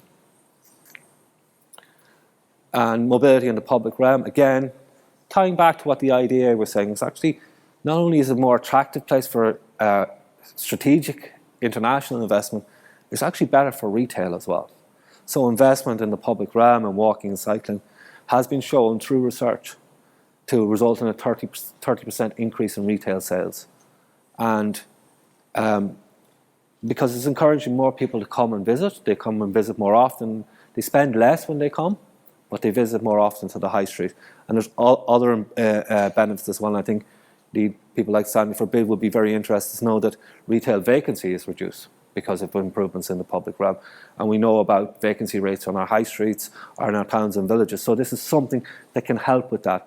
And actually, from a local authority's point of view, it's one of the areas where we can focus on. It's something that a local authority can do. It can improve the roads and streets. It can improve the public realm. It can't probably deal with the vacancy directly, but this is something that will help in a very strong indirect way. And innovation and research and evaluation, given that this is innovation related webinar, just thought I'd touch on some of the areas. And what I want to get across here is the idea of collaboration. We're not doing stuff on our own in Laoghaire-Rathdown County Council. We're working with other partners, be it Smart Sandyford, Trinity, TU Dublin, Playful City is a social enterprise, a really great organisation that we're working on a public realm project called Love Our Laneways, where we're just trying to revamp old forlorn laneways and make them something more vibrant, more green. And then, we have the initiatives, for example, the e-cargo bikes, the inclusive cycles. I think Hugh went through the scheme that we have with them. So we're always looking for partners. And indeed, we work very closely with Sandyford Bid on a lot of things. And Smart Sandyford is actually a connection between Sandyford Bid and Laoghaire-Rathdown as well. But research requires investment and collaboration. It's something we haven't been that good at in Ireland. We need to get better at it. The decisions we make are so essential, they're so fundamental, they need to be based on research. We cannot be doing it on anecdotes. Just Blackrock Village. Any of you are from the area might be familiar with changes we did there. We made it one way for vehicles and put in new cycling facilities, new improvements in the public realm. And I guess my point is we commissioned TU Dublin to carry out a very extensive research project on the changes and the impact of those changes. And we just produced that report, or TU Dublin published that report last week. Very interesting findings, showing massive support within the business community for the changes and for making it permanent. And again, this is really important for us and for any town or village that's looking to do this. We now have a platform to go ahead and say, well, maybe we're going to make those changes permanent. We can have that conversation. And people say, yeah, well, I don't like it, or most people don't like it, those shops. Well, we say, here's the report. We did an extensive survey, looked at the data. This is what it's saying. You know, and I think we're in a much stronger position. And that's better in terms of bringing people with you. You know, you've done this. You've asked them for their views. And it's about the collaboration. And Blackrock is a really interesting project for us because we worked very, very closely with the business network there and the residents association. And it was very much a collaboration. It still is to this day, and we're still in contact. And I think that there's a lesson there, and definitely a strong lesson for us in the local authority. And what I'd say is third level institutions, we're very fortunate. Again, in this area, we have some very eminent institutions, UCD, IADT. We're working with them on their various projects. We actually were involved with WeCon project with Francesco Pila, Citizen Science Project. You know, a lot happening there. And my sense of it is that the academics, the third level institutions really want to engage, and they have an awful lot to offer, and they have a lot of funding as well. So I think if you're involved in these kind of projects, whatever it might be, reach out to them. They probably will be able to help, and they will help with that evidence or the evaluation side of things. And I won't spend too much time on this, but I guess just to emphasize the point, it was a collaboration, or is a collaboration. And what we're trying to do is to trial it. The evaluation is a really strong part of this, so we have Trinity working with us and Enable and Smart Sandyford to work out what's working. So e-cargo bikes might work very well in Birmingham or Utrecht or Copenhagen, but they may not work as well here, and there may be reasons for that. And we need to understand that, and that's the reason we're doing the evaluation. And truth be told, I mean, the reason I probably started this initiative with Bleeper was I wanted to move that conversation on nationally and say, well, look, we need a national support scheme. At the moment, DLR is supporting this with the help of the NTA, but I think there should be a national support scheme for e-cargo bikes to help businesses to make that transition, indeed for families to make that transition. I mean, we're talking about modal shift, and I was talking about what will prod that or prompt that. Actually, you know, a financial contribution of something like maybe €1,000, €1,500 for an e-cargo bike might be enough to nudge people away from using maybe the second car, or from buying a van or whatever. And these are the small things, or seem like small things, small changes we need to make.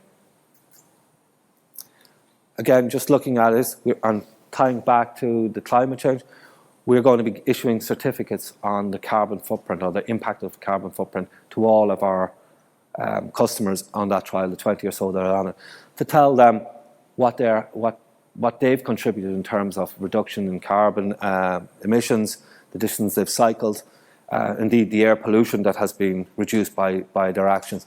And we think that's actually a nice touch, just to show what they can achieve. And it all adds up.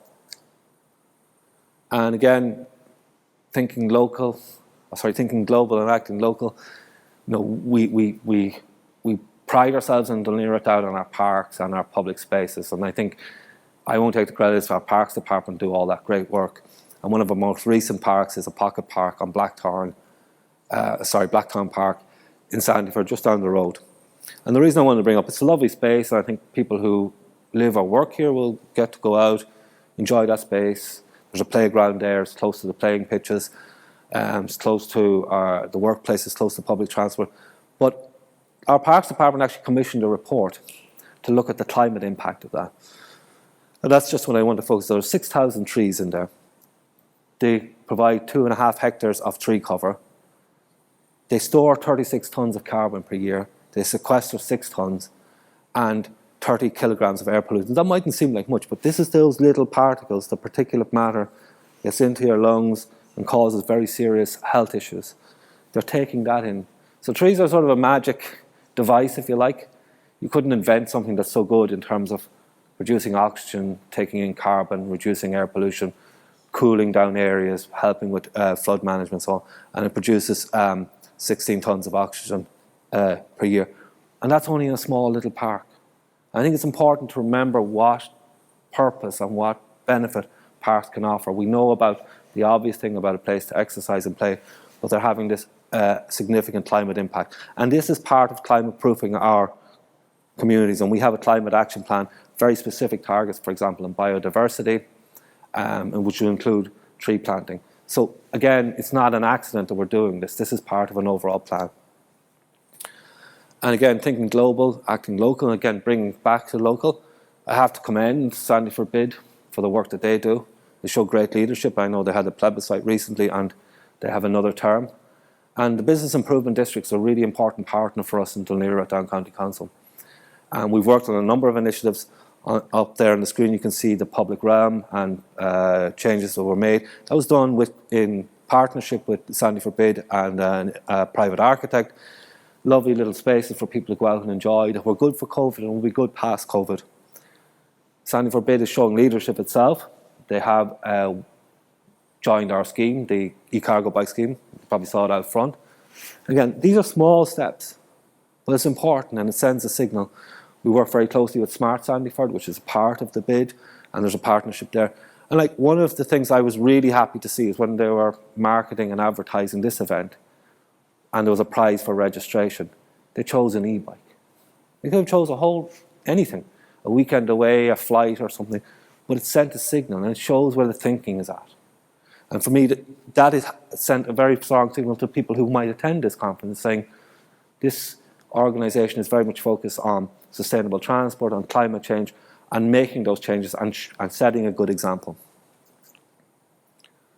Again, a lot of busy stuff going there, but I've highlighted in red, and I suppose this is the engineer in me that has to write everything out, so my apologies if there's too much going on there.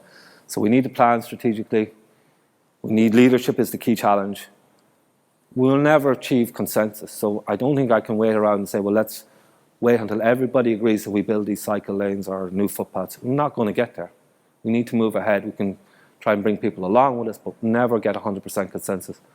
And we need to communicate on the co-benefits. It isn't just about sustainable transit, it's about better air quality, it's about being better for our health, less noise, less disruption from flooding, those longer term benefits that will come. And again, this whole space is very much evolving, it's very fluid.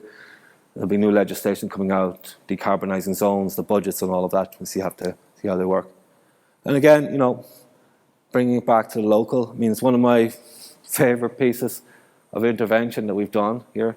Again, it's in Blacktown Park, and it isn't all about doing the practical things. What makes I suppose, this county and Ireland a very livable place are these small touches. Something that makes it attractive, something that brings out that creativity, that draws us to these public spaces. That was a very forlorn looking grey wall, but it has been transformed, and it actually has a very positive effect on the park itself and on the community. So I'll leave it at that. I'd like to thank everybody for your attention today.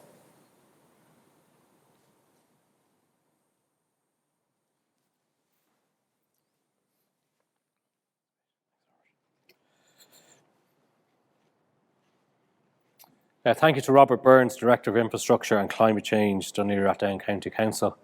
One thing is for certain is that the debate around future-proofing our communities is going to continue.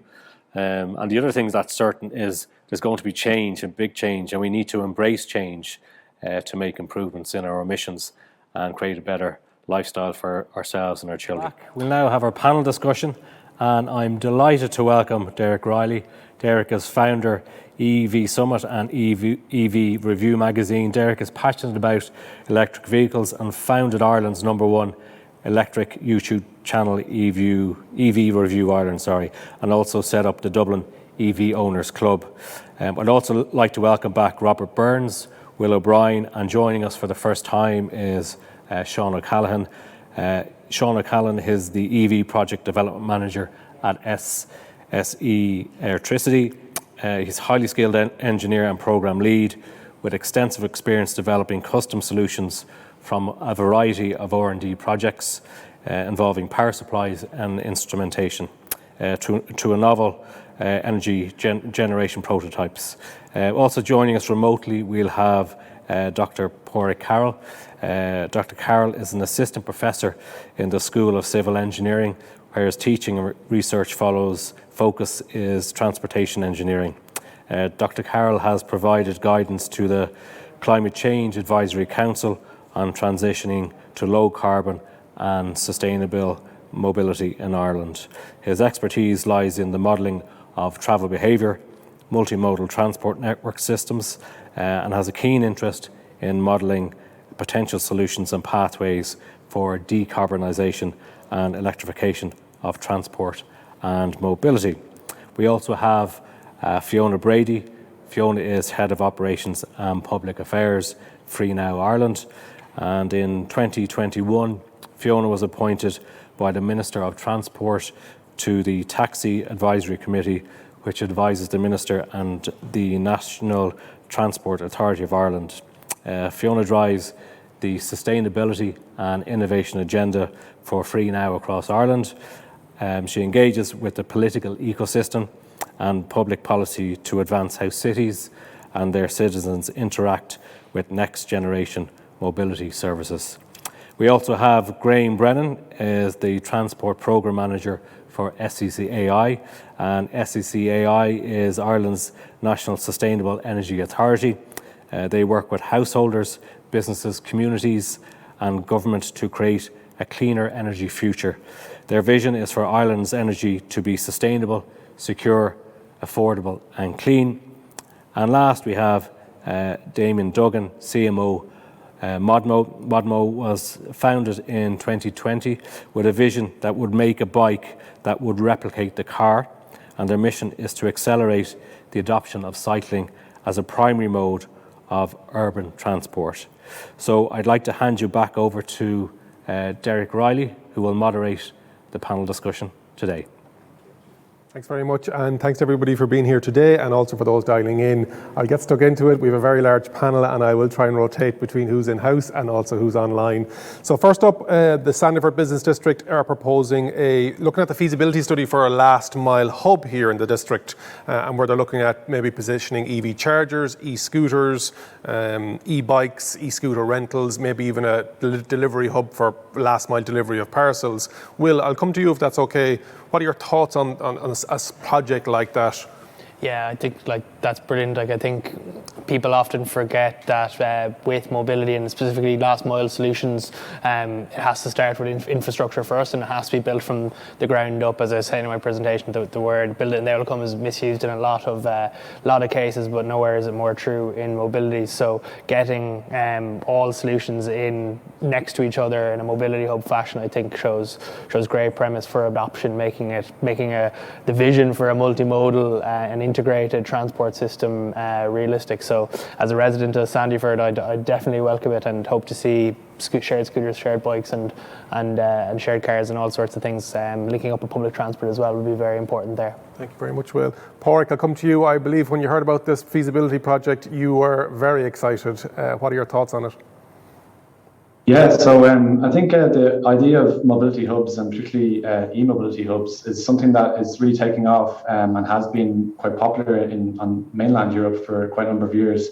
And in Dublin, I know Dublin City Council and Smart Dublin have run a pilot, and they're actually looking to replicate that pilot and expand that pilot to other councils in Dublin. So I think providing more alternatives to get people out of their cars is really, and providing that convenience factor is really where the challenge is to encourage people to change their behaviour. So making that convenient as possible, and not just for council workers, but every individual working in the area is really something that should be welcomed. Providing this sense of place, a landmark for a one-stop shop for many different transport modes, and also providing that additional information and awareness raising aspect to the mobility hub is really, I believe, the most effective aspects to this idea. Thank you, Pádraig. Robert, we know we had a great presentation there from you just before this session. What are your thoughts on this last mile hub here in the district? I think it's to be welcomed. I think the fact that it's been investigated is probably the most significant. I guess to sort of it's very much in line with my thinking that we need to understand this. It's important not to take a punt because that could set everything back. I think the idea of the hub is very interesting. If we think about it as being sort of multimodal, or there's also that social dimension to it. So I think one of the challenges we have, for example, with electric vehicle charging is where they're going to be charged, particularly in urban environments. And I think the hub is actually critical to that. So I think we have to sort of detach ourselves from the idea of on-street charging, because that might actually lock in car use in our town centres or in our residential areas in a way that, petrol or diesel cars never did. We went to the filling station to get it. You actually need a physical cable. Maybe technology will advance and, there'll be cable-less technology. But at the moment, there's a cable that has to be connected up. And so I think there's huge potential there. And if we look at what's happening in other jurisdictions, and not too far from here, in Birmingham and in London, that's actually the model they're using. It's the hub model, and it's much more sustainable, and it's more likely to attract an investor or a commercial partner, because, for example, you could use it for charging taxis during the day, but then in the evening time, it could be used for local residents to come and use it.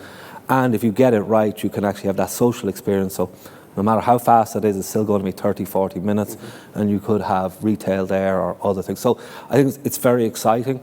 And the other part of that last mile is, if we think about it in terms of moving people, in South Dublin, we're quite lucky in that we have at least the Lewis and the Dart. We could do it more, and we have decent bus service. It's the missing bits. It's getting from your house to the bus stop or the train station, and that's really interesting.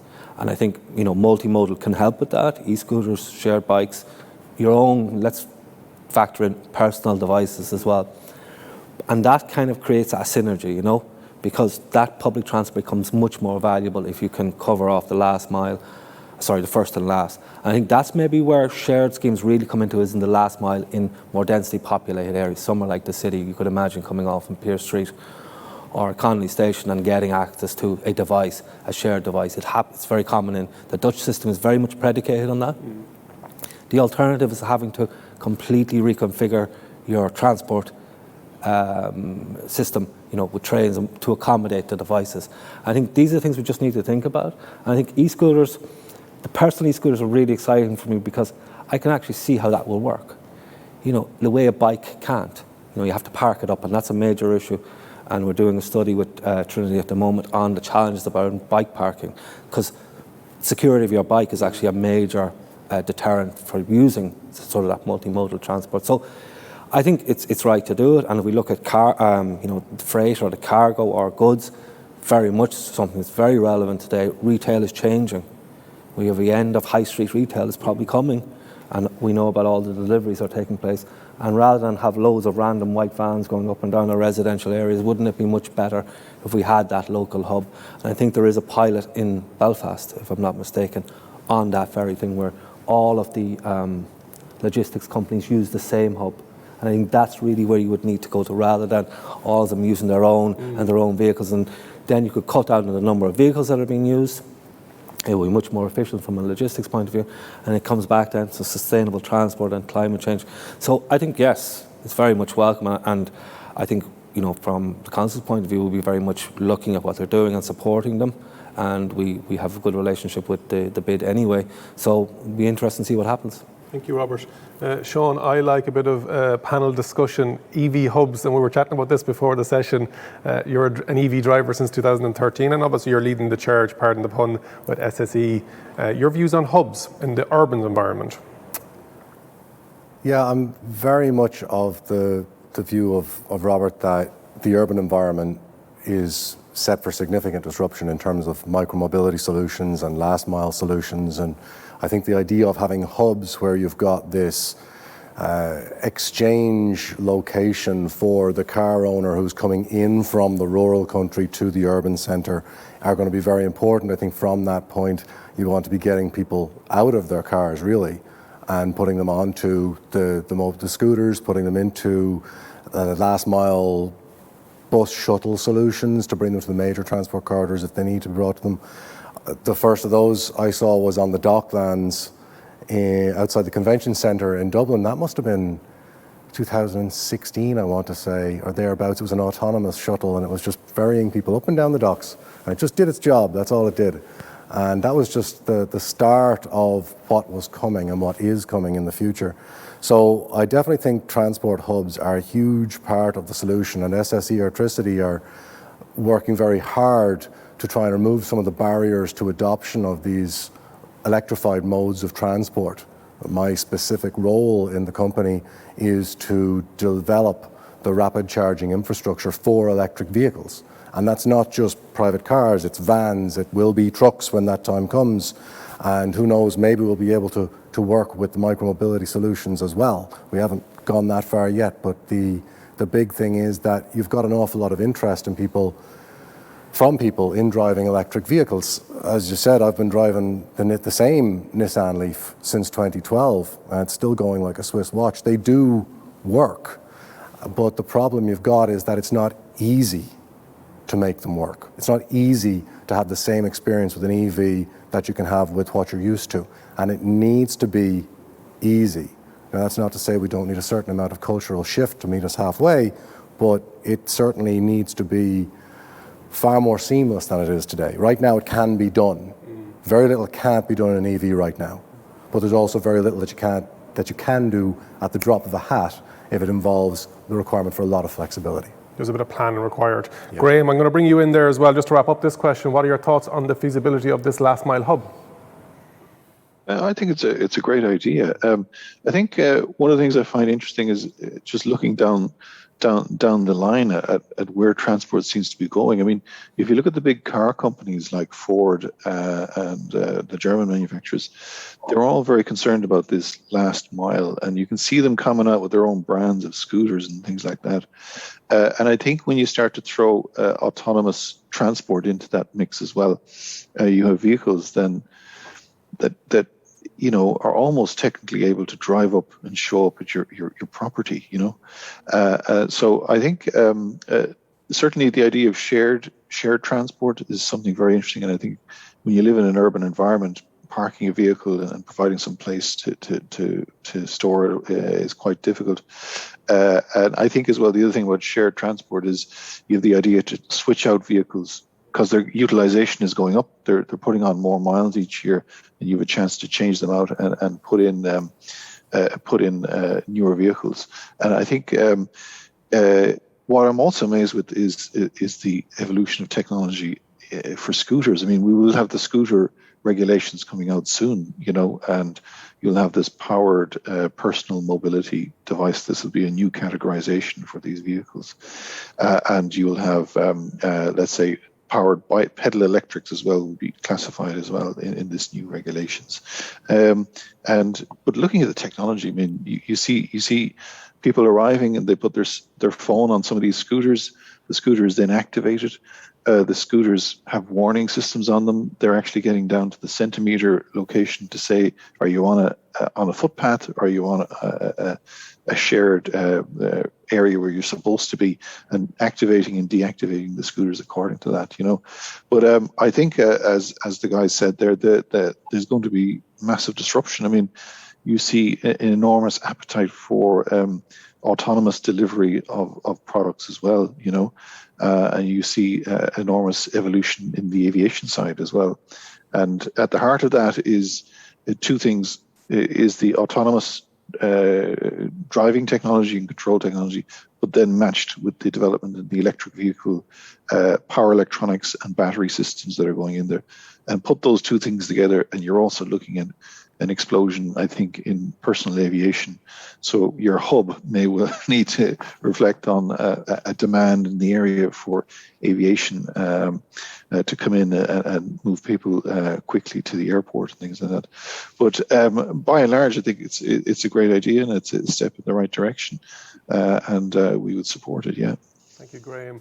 Moving on to the next question, there's been a lot of talk about the 15-minute city or urban district. Fiona from Freenow, let me know what your thoughts are on that, because obviously, as much as Freenow is based here in Ireland, but you have that international reach as well. So that whole multimodal 15-minute reach, and I know Freenow are getting into that space.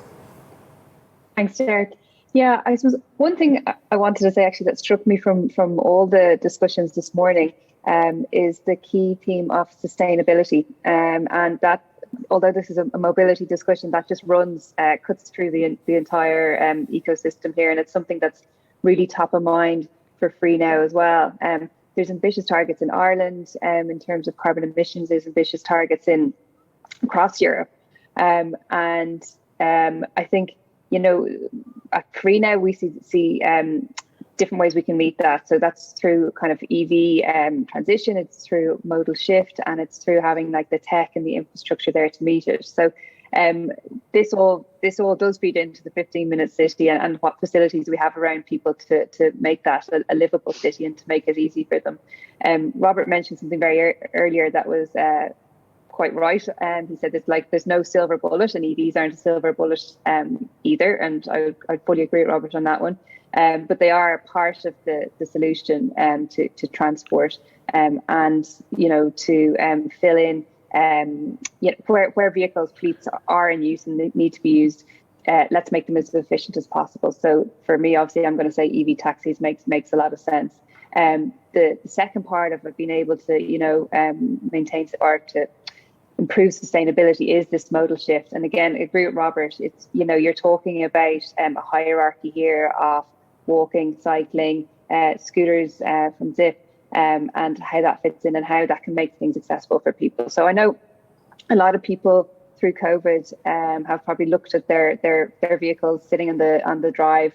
Even before COVID, personal vehicles aren't used 90% of the time. So if we want to have this 15-minute city, and I do think it's possible, and I think it's a good thing to aim for, we have to make it easy for people, and we have to give them the facilities to do that. So whether that's the scooter infrastructure, whether it's the e-bike sharing schemes, and then in situations where you do need a vehicle like a taxi, that's available too. But it has to be easy for people to actually start using those things. Thank you, Fiona. Speaking of e-bikes, we're going to bring in Damien from Modmo, and I've been lucky enough to review your e-bike. It's phenomenal. That 15-minute city and the ability to be able to get around safely, but also if you haven't got your own steam, you've got the ability to get a bit of electric power. What's your thoughts on that, on the 15-minute city? Yeah, obviously fully endorsed by ourselves. That's one of our key mantras, getting more cars off the road, making our cities more, quieter, cleaner, more accessible and safer. I think a huge part we talk a lot about infrastructure, which of course is key. We talk about sharing, bike sharing, e-scooter sharing, and so on, where there's some fantastic examples in Europe. But I think a huge part of then is education. What are the benefits? We kind of maybe sometimes assume people understand the benefits of, or indeed don't recognize the benefits at all. And so there's a huge education piece there for me. We know that, businesses are very quick to adapt when they understand, they get a good return on investment, good social return for their teams. Then from a consumer point of view, what are those barriers? Security is a huge one. I think, that was mentioned on discussion already. Even things like repair. What happens if something, we'll have heard this for quite some time, perhaps, in the car sense. Well, I've got a regular car. I'm a bit worried about getting an e-vehicle. What happens if something goes wrong with it? What is the second-hand value and so on? And it's similar when people are considering buying, e-bikes or e-scooters. What happens if something goes wrong? Can it be repaired? And so shared users of our urban areas then as well, in terms of a synergy between all of these users, because right now there's a bit of a cultural shift required there. Sometimes it can be a bit of a them or us situation. So I think for me, a huge emphasis on education, obviously underpinned by having that infrastructure, and then highlighting those benefits. I think if we can nail those, we're going to have a very successful outcome. Thank you, Damien. Robert, 15-minute city, urban centres, towns, I'd say you're talking about it every day, are you? Well, I think what's really great about it is that it's an idea that's very easy to grasp, and that's why it's caught on. I mean, it's been sort of repackaged through Carlos Moreno in the Sorbonne in Paris, and he's one of the main advisors to Anne Hidalgo, the mayor there. So I think what's really interesting is to see how that has transformed Paris. I haven't been to Paris since all these changes, and I'm really looking forward to going to it. I remember being there, and as beautiful as a city as it is, it was very car-centric. Very, very car-centric city, choked with traffic. So I think what that points to is the possibility as well, that if Paris could do it, other places could do it.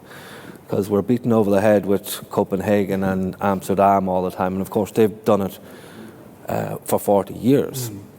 And I think it's when you look at somewhere like Paris, and Seville is also another really great example that has made transformations relatively quickly. And indeed, some of the UK cities are making that. London with its low traffic neighbourhoods, it's been rolled out in Birmingham and Glasgow and Edinburgh and places like that. So, you know, maybe when we look across the water, we feel a little bit more connected to the UK, and we see it's possible there. It's very much possible. And, you know, one of the things that we focused on in Laoghaire-Rathdown is, in our new draft county development plan, we have the idea of a 10-minute neighbourhood. Because if you think about the 15-minute city works for a city, you know, what happens when you have a lot of villages or towns that are dotted around? So you need some other kind of concept.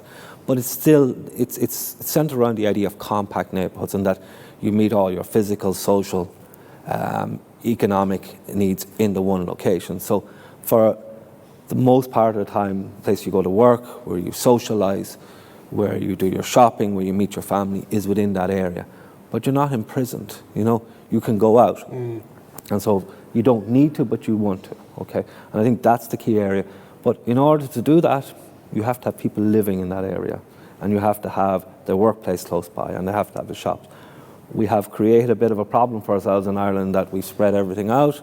People are living way out the country in their one-off houses. It's not really possible to do that way out there. But there is hope in our cities, and actually Laoghaire-Rathdown is a very unusual place because of its size. It's relatively compact, and it's bounded by the mountains and the sea and the city boundary to the north. It actually is relatively achievable, and we are actually quite a compact county. It would be more difficult for somewhere like Fingal, if you think, because there's a lot more, it's not more spread out, a lot more sprawl. So the idea is good, but you actually have to start with the basics. You have to put people living in that area, make sure the places that they work are close by, that their services are close by, their medical services, you know, whatever else they need to access. You can't, there's a disconnect when you're saying to somebody, yes, we'll have a 15-minute city, but can I still commute from Wexford to Dublin? You know, this is the problem we have, you know. Some of these things might be difficult to unwind, but it's a laudable aspiration. I think it's something we should be aiming, and to be as compact as possible. Maybe we mightn't make the 15 minutes. It could be a half an hour, but that would be quite good. Thank you. Couldn't finish up on this section without talking to Pádraig. Pádraig, your thoughts on the 15-minute city, urban, 10-minute village, as Robert was saying? Yeah, so Robert's right. So short distance journeys are key to this, and having everything compact and mixed use development and transport oriented development is something that has been looked at in Dublin. I mean, yesterday, Minister Ryan announced the Houston Master Plan around Houston Station, which is looking to, you know, really increase the density of residential development, but also other office buildings and residential, so that everything is within that, if you will, a 15-minute neighbourhood.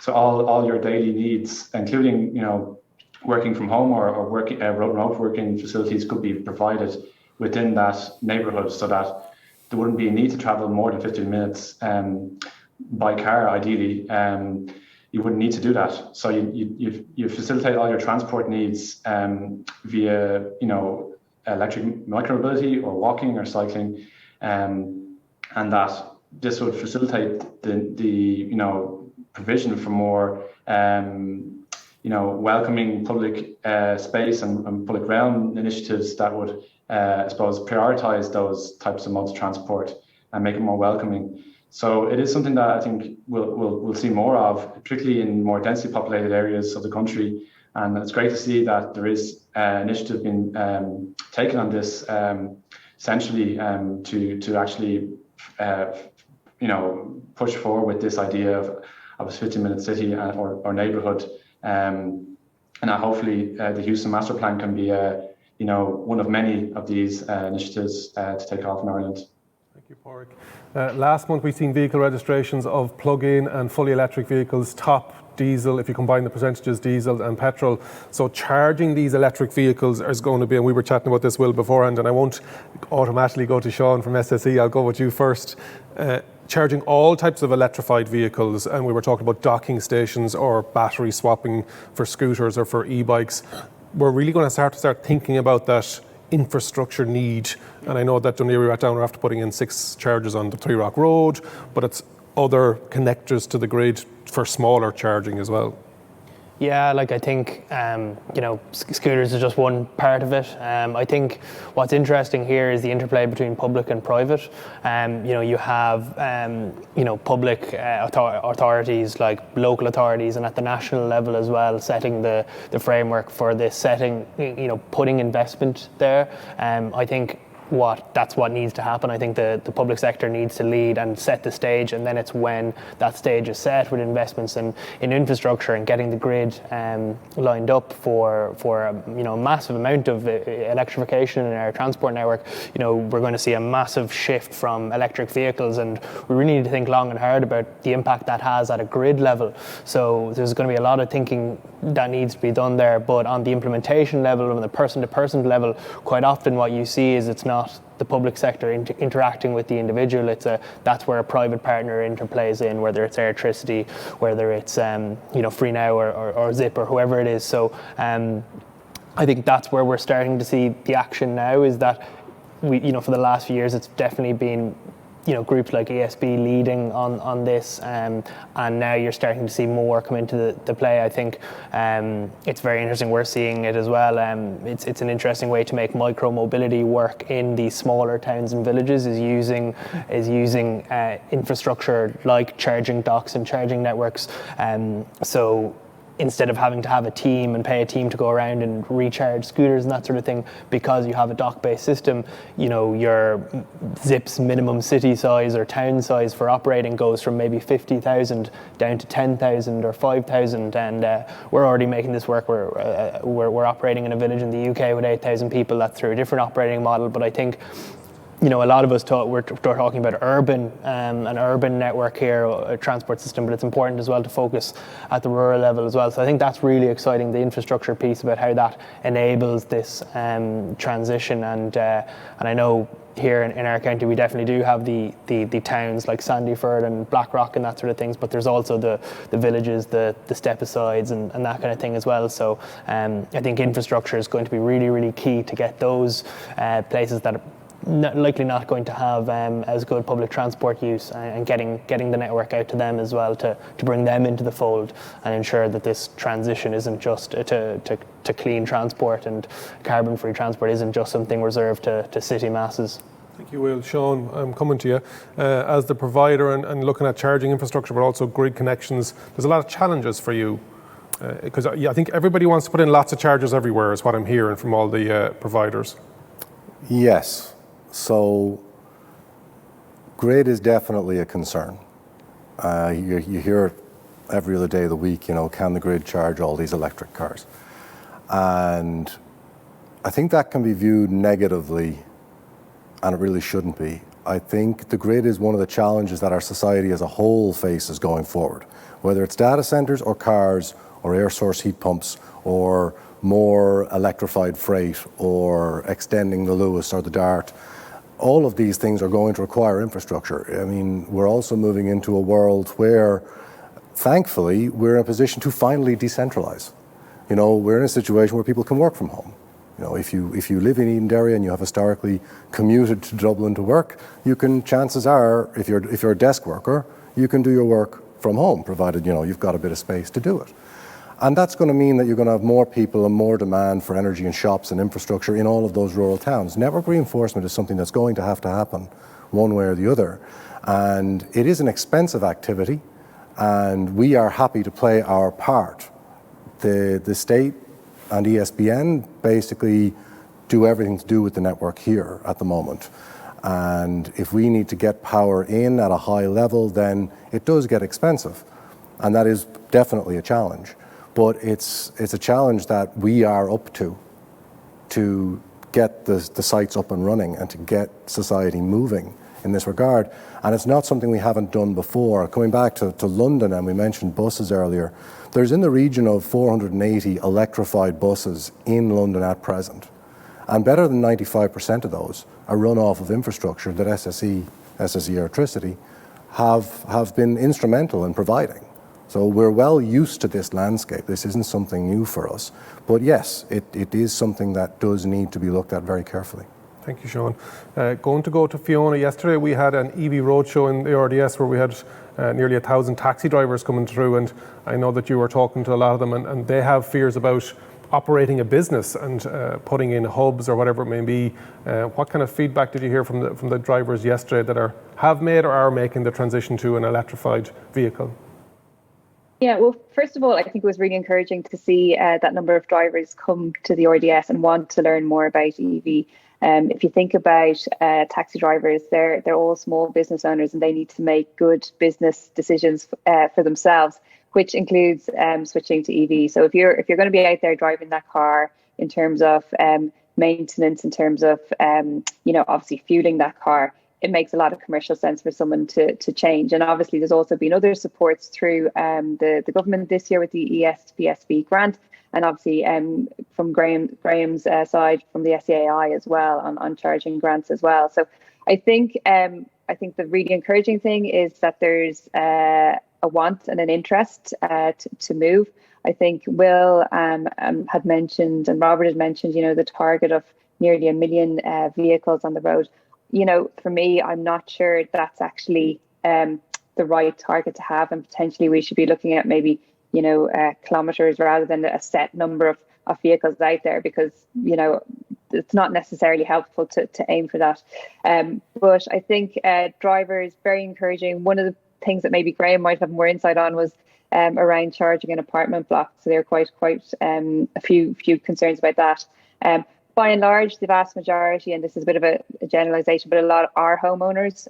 So when it comes to charging, they can charge overnight. And with the, quite well yourself, Derek, with the range of vehicles out there now, you're nearly whatever you buy is going to keep you going for the day. So there's less reliance on the actual public infrastructure, charging infrastructure out there. But yeah, apartments is definitely one of the more challenging ones that came up. Thank you, Fiona. And you've stolen my question. I'm not sure if you can see what on my tablet. Graham, I'm going to go to you. I live in an apartment complex, but I'm lucky that the developer has put in EV charging in the basement car park and externally as well. And I know the SEAI have a lot of work going on in this space at the moment for people that don't have off-street parking or live in an apartment complex. Would you like to tell the viewers what's happening at the moment, or any updates for us? So we're in the closing stages of just getting ready to launch the program. So it could be before the end of the year, or it might be January. So we'll see. So we've been busy. I mean, we have a multiplicity of ownership types. So we have some that are apartments that are owned by owner management companies. Then you have some that are owned by approved housing agencies. And then you have some that are commercial built or rent properties. So we've been trying to assess their different situations. One of the big issues you have really is if you want to put in charging into an apartment block, let's say there's 10% of the people in the apartment block want to put in charging. Well, they've got to convince the other 90% of the owners, yeah, this is worth putting the money in for. So that's one big issue. The second thing is the technology as well. So where do you start? Do you start with the existing connection that's in the common, the connection that's used for the lifts and the common lights? That would obviously be the most economic way to do it if you could, because you would the standing charge associated with that connection is already bought and paid for, if you like. So the people that come in and try and connect to that scheme would stand the best chance of getting the lowest price. But then, of course, as the number of drivers and users of that connection rise, then it makes sense then that probably you start off with your own brand new connection, just dedicated to EVs in that apartment block. And there's little subtleties within there. If you have a brand new connection, should you be paying for the public service obligation levy? This is the levy on everyone's electricity to pay for renewables and energy efficiency. So should you be paying for that if you're using a dedicated EV connection? So there's a lot of things there. So we're hoping to make an offering anyway and see. We know that the level of incentive probably has to be pretty high. So we're looking for perhaps up to 80% support, at least for the first movers that are out there, to get some encouragement there. But we can see, the evolution of charging. One of the things we have to consider is these smaller vehicles, these tricycles. I think when you consider the impact on congestion, getting people to use smaller vehicles, maybe two-wheeled vehicles, three-wheel vehicles. You imagine you go down the road in the center of the town, two small vehicles in parallel will take up the same road space as one single vehicle. So I think that if we see some more exciting products coming out from the manufacturers at that scale, I think that's another very interesting area to see evolve. You have Seat, you have the iRoad from Toyota. They look like fun things to drive. And I think the appetite is there from consumers. And perhaps for the longer journey, then at the weekend, you use something like a rented car or shared car, you join a car club. But we also see the evolution of the charger in the home, and the car being used for more than just transport. Now you've got a massive battery there. So you're looking at more electrification of the property. You're looking at the homeowner getting photovoltaics on their property. They might even have a stationary battery in the property.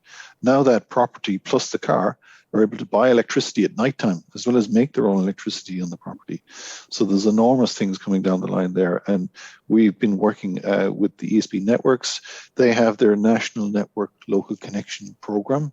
It's a bit of a jawbreaker, but believe it or not, that's their main program to try and develop this smart grid. So I would advise people to maybe take a look at that and get involved in that consultation to see what kind of things they're thinking about. So it's all exciting stuff going on. But yes, apartment is tough. The other one that's tough is the on-street locations. But again, I think there's loads of scope for innovation there. I mean, the ideal thing is not to multiply the amount of street furniture, not to have posts all over the place. So the ideal thing is to try and figure out how to utilize an existing lamppost, for instance.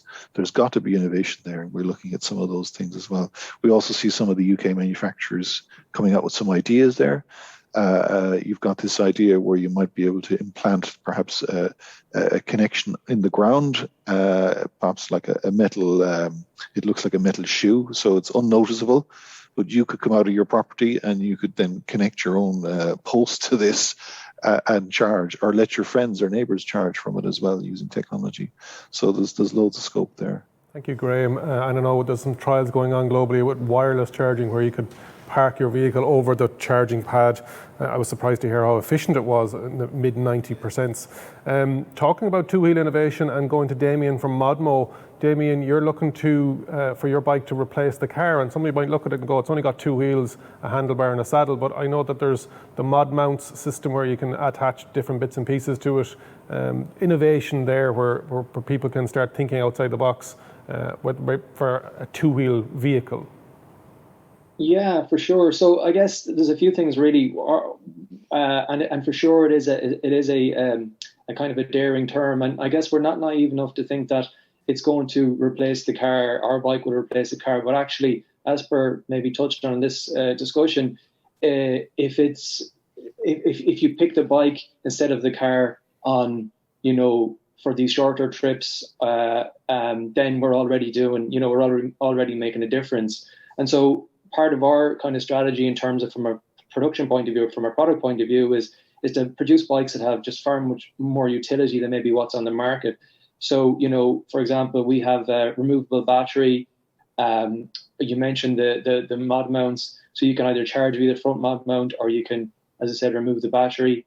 The idea of the modular accessories is that it's not unusual for a bicycle to have to have a basket or a pannier rack or even a delivery box now, but actually they're all semi-permanent kind of structures, right? Bolted on, screwed on, and so you're less likely to remove it. So our whole mantra is, if we make that really, really easy to do, then you're more likely to interchange and to use it. And when you don't, when you maybe have a big box and a basket on your bike because you're using it for work, or for whatever reason, maybe you're less likely to use it then for a social reason if they're fixed down permanently. Whereas it just takes a few seconds and a literally to clip them off, then you're more likely to use your your bike for that purpose.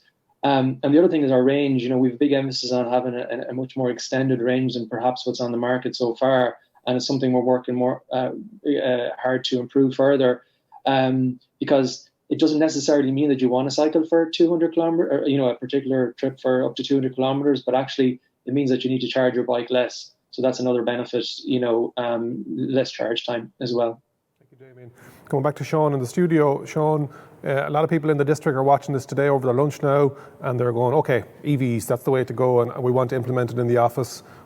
What kind of time frame are we talking about, and what kind of hurdles have they to jump over? Have you to jump over if they engage with yourselves, or what's the process there, just to have an education piece? Well, we have a partnership with a company called ePower. So getting chargers into your workplace or into your driveway is basically a question of getting in contact with us, and AirPower will be in touch subsequently then to provide your charger.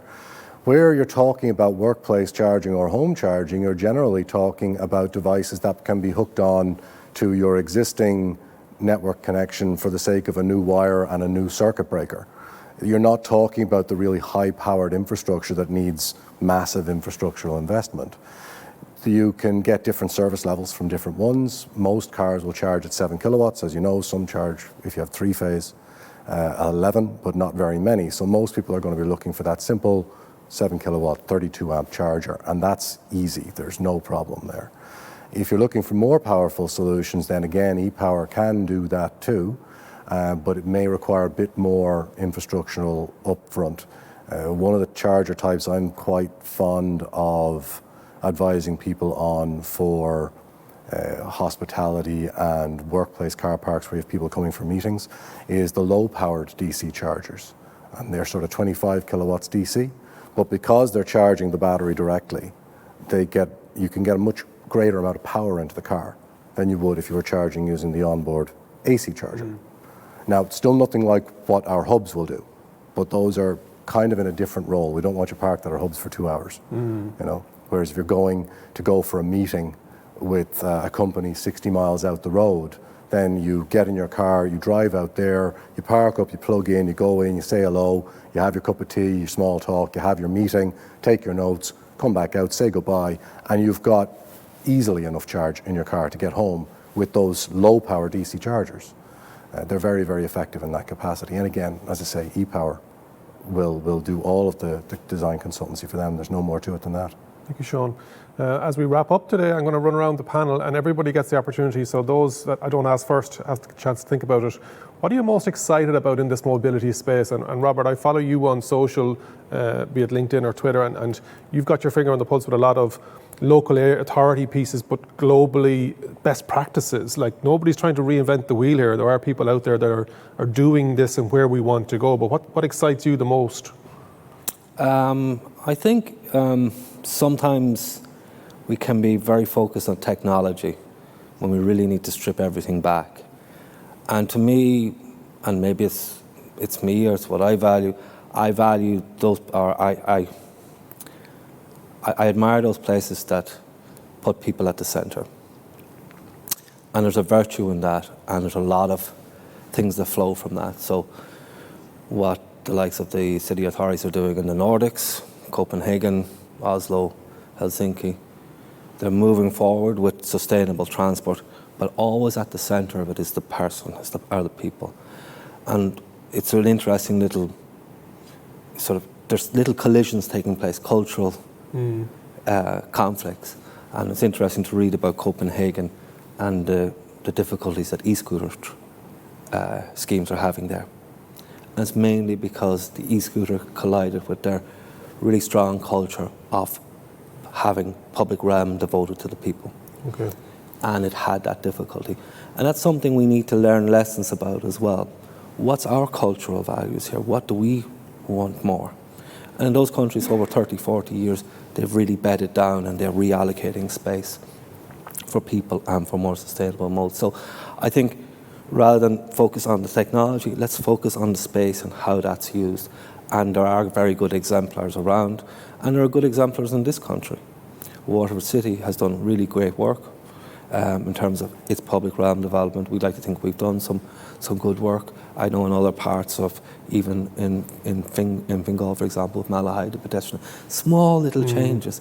But look at the transformation, and that's the big picture stuff. Sometimes we worry about how we're moving around and all that. People actually like to come together. They like to have nice public spaces. And that's a way of bringing people back into our cities, activating them, enlivening them. And that's some of the major challenges we have, rather than to focus maybe more on the lower strategic things about the mobility. What are we doing for people? What are we doing to encourage them back into our cities, into our towns and our villages? And to, I guess, focus on the people. And in the end, it's the citizens that I'm there to try and support. And I suppose from a public service point of view, I very much focus on that. But I don't see these things as being exclusive. I don't see most micro-mobility as being exclusive. In fact, if it's done right, everybody can actually win, and actually you'll have a great synergy through all the things. So I think focus on the space, reallocate space to where it's needed. We have, unfortunately, focused way too much on the vehicle to the detriment of people. And that's not an anti-car thing, it's just a reality. When we do that, I think we're going to see a huge amount of advantages flow from it. Thank you, Robert. Going to Porrick, what's your thoughts on what's exciting you most about mobility in your space? Well, a lot of my research comes from the point of view of travel behavior change and how we can encourage that. So, the technology is there, or it's almost there. So we're getting to a stage where we have a lot of the options on the table in terms of electric mobility, micromobility, but the behavior change is the obstacle that we need to overcome, and how we bring people with this around to this idea, and how we make it convenient through either incentives or through the likes of mobility hubs is really what interests me. And there's a lot of research coming out of a large European project called eHubs, which is looking at the trialing of a series of electric mobility hubs around Europe, and essentially they're looking at why car users aren't switching automatically to shared mobility, electric mobility or otherwise. And they're finding that essentially that there's this concept of attentional bias, so whereby car users, they're already comfortable that they have their vehicle and they're largely satisfied with their own car, but and for that reason, they automatically filter out messaging on alternative travel modes for many reasons, subconscious or consciously.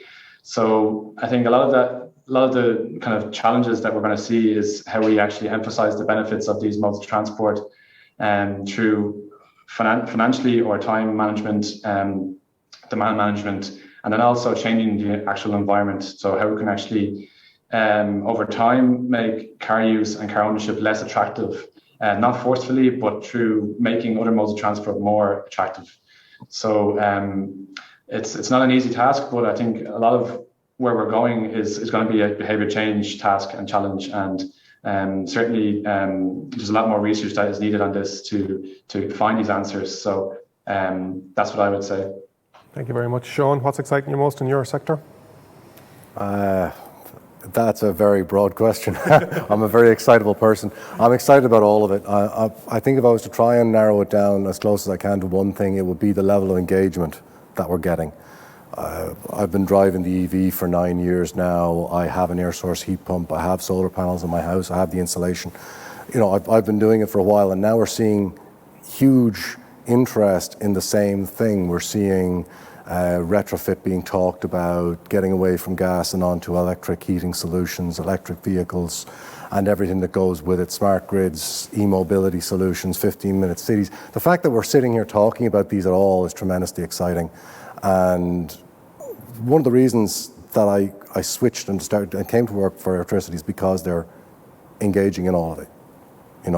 They're in the retrofit space. They've got an energy audit team. They're engaging with SCAI for the best leveraging of the grants that are out there to help businesses to do that.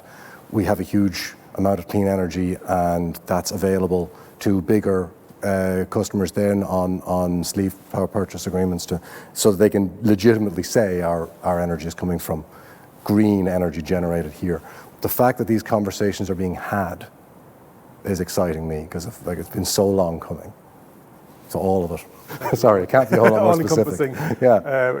Speaking of SEAI, Graham, what's exciting you the most in this sector? Lots of things happening in this space. I'm really excited that it's going to happen. I'm just delighted. We are on a path now. It's starting to bite. I'm excited that the manufacturers are really responding, and they're coming out with exciting products to drive. You know, they're fast and excellent vehicles.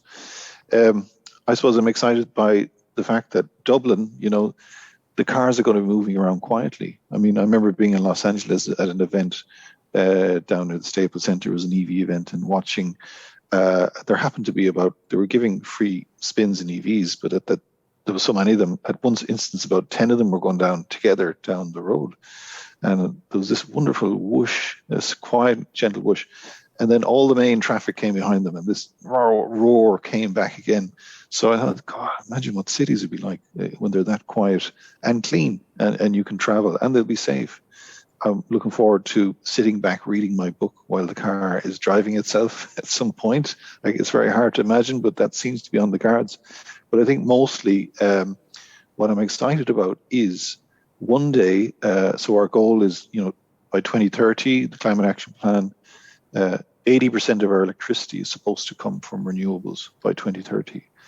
And we're well capable of that and more. When we start to look at our ocean resource, you know, we're well capable of it.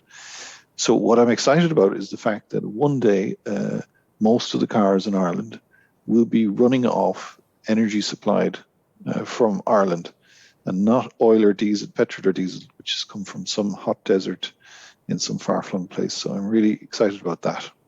Thank you, Graham. Damien, same question to you. What's exciting you the most? Yeah, I think just in line with what the guys are saying there, it's actually happening. So from our perspective, you know, in the e-bike market and the micromobility market, it's happening. The movement is actually up and running. The adoption is already underway, which is fantastic. And, you know, it's the kind of, you know, it's that cultural shift that's, you know, there's people who cycling e-bikes now, or bikes that wouldn't for whatever reason, and maybe felt like they couldn't because of the effort required, etc. But this shift is definitely already happening. And so I think if we can catch up, for sure. I know Ireland is maybe a little bit behind. You know, we talk about that cultural shift, you talk about that education, and bringing people with us, coming from a kind of a very car-centric society. But the social benefits, the fact that we're up and running, the fact that you can actually see the changes happening and coming down the road is just so exciting, because I feel like, you know, and it was really joy to listen to everyone on the panel today, because we're all really talking about the same thing in slightly different ways. So this movement is definitely happening. So, you know, that's what really excites me to be part of that. Thank you, Damien. Will? I suppose I'm excited on two levels, like on the first level, on a micro level, on the individual level. I think like mobility and the changes that are coming down track to how we move and interact with the public realm are just incredibly exciting. Like, if the last year or 2 years have taught us anything, is about the importance of public spaces and how seemingly small things before, like the commute or what modes of transport you're using, the impact they have on your mental well-being. So that we have all of these gears moving now, public, private, the individual, moving and converging now to get us on track to a new and radical rethink of how we move, and maybe, you know, course correct from some of the poor decisions we might have made in the 20th century. The 21st century now has so much potential for us to course correct. And then I suppose what I'm most excited about, and at the same time afraid of at the macro level, is, you know, climate change. Whether we like it or not, the planet is burning. You know, climate change is a crisis, and if there's one thing we've learned from the last year or two, that when humanity is under threat, we can respond. You know, we had COP26 there in the last week or two. It's unfortunate we're still on track for, you know, 2.4 degrees of warming, which is going to leave potentially 30% of the planet uninhabitable. But there's solutions here, and transport really is one area where there is solutions. Areas like manufacturing, which have comparable levels of emission, there's still a long way to go to get manufacturing emissions down. Transport, the solutions are right in front of our eyes, and as you said, there's best practices all over the world. It's now just time to implement it in our home, in our communities. So it's phenomenal, really, and it's really exciting to see where we go. So I think out of all the areas we need to go to decarbonise, transport is one area where there's a lot of exciting stuff coming down track. Thank you, Will. Fiona, what's exciting you the most in your sector? I think Will saw my answer.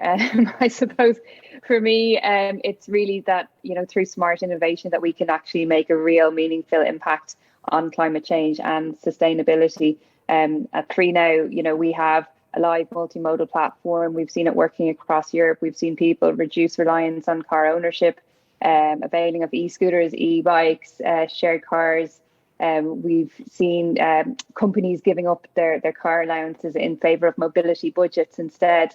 And I think we really are in crisis mode, as Will mentioned. But we do have an opportunity, and it's not going to be, 3 now aren't going to solve this. None of the panelists here are going to solve this on their own today. It's actually going to take a concerted effort by all of us collaborating together to actually work on getting a sustainable transport system for the future of the country. Thanks, Fiona. As moderator, I'm allowed to jump in and say what's exciting me the most. It is the electrification of freight and cargo. As much as I review cars and stuff like that on the channel, it would be electric vans and cargo bikes like the Bleeper system. It doesn't get the eyeballs, but I get excited about electric vans going around the place anyway. But thanks very much to all the panelists that were here today, virtually and in person. It's been a pleasure working with you. I wish all my panels were as excitable about the future of mobility. So thank you very much, and I'll hand back over. Thank you. I hope you enjoyed that panel discussion. Sincere thanks to our moderator, Derek Riley, all our contributors, Michael O'Boyle, Sinead Farrell, Will O'Brien, Hugh Cooney, Robert Burns, Dr. Porrick Carroll, Fiona Brady, Graham Brennan, Damien Duggan, and Sean O'Callaghan. So just a reminder that all the content over the last 3 days, slides, presentations and statistics, they'll be available on sandyford.ie from this Friday. And also everybody who's joined us over the last 3 days will be entered into a competition to win a Modmo Scion S e-bike. That's thanks to Modmo, and that's valued at over €2,200, and it's a beautiful machine. One of the key takes for me, during this event was the rise and fall of previous civilizations and how we need to act fast and embrace change. And those changes are positive. They'll have fewer emissions, it'll reduce our carbon footprint and have health and well-being benefits. So just in relation to the event itself, a huge amount of background work has gone into this event, and it wouldn't have been possible without the brainchild, Ger Corbett, the commercial manager for Sandyford Business District. And I'll now put Ger on the spot and ask him a couple of questions. Thanks, Conor. So Ger, look, record numbers, great debates, challenging questions, a packed schedule. What have been your highlights and key takes from this week? Thanks, Conor. Well, I think straight away the mobility panel we had today was amazing. It was really strong. One of the biggest pieces that's come to the fore this week is the amount of knowledge that we have within the country itself, the experts that we have in the country, and I think Derek has done a great job in moderating the panel. From today's space, everybody's excited about it. The passion that's there, the knowledge is coming through. We looked at Sean, he was asked what he gets excited about. The very fact that we're having this conversation is massive. We've had a really good, strong week of the speakers, and they're very knowledgeable, but it's just, Derek mentioned about not reinventing the wheel. We don't have to, because the technologies are there. We just have to implement them, and I think it's going to happen. Another highlight from it is, for Sandyford Business District's point of view, is the relationships we're going to have from this event. It's not just about the event itself, it's a springboard and a platform to where we go from here. So the mobility piece is strong. We spoke about the last mile. The guys are very excited about that. It's something that we'll have to do a feasibility study on and see if it is an option for the district. I think it is. I think it's definitely a very, very good solution for getting normal cars out of the district, getting more electrified vehicles in, whether they're autonomous or not. I'm not sure about Graham. He's going to sit and read his book in the car, but would definitely be shuttle buses, e-bikes, e-scooters coming in from probably a mile to 2 miles outside the district, which would be a great thing to get. If we go back to the start of the week, we had some really good options from Urban Volt and Verde Energy to show the companies in Sandyford Business District the alternative technologies that are there, be they solar, reducing costs in your building from an LED perspective. And I think Robert Burns today touched upon one thing that's very important, which is recording the data, getting a baseline to show how your improvements are. And Invisible Systems, Pete Thompson and Morgan McAllister at the start of the week showed us that they have the tools to do the measurements, that we can look at it, because there's no point in just looking to the likes of the Nordics and other countries in Europe, because that might not necessarily fit the model here or fit the district, never mind just Ireland, the country itself. And I think we were shown from a global perspective the solutions from Nikita Shetty in Babel and Edmund Diender in Huawei. These guys are at the fore in the smart city environment, and we're looking forward to working with them in some future projects from in Sandyford Business District. And then, I suppose, yesterday we looked at it, there was a bit of a shock factor in relation to the waste of food.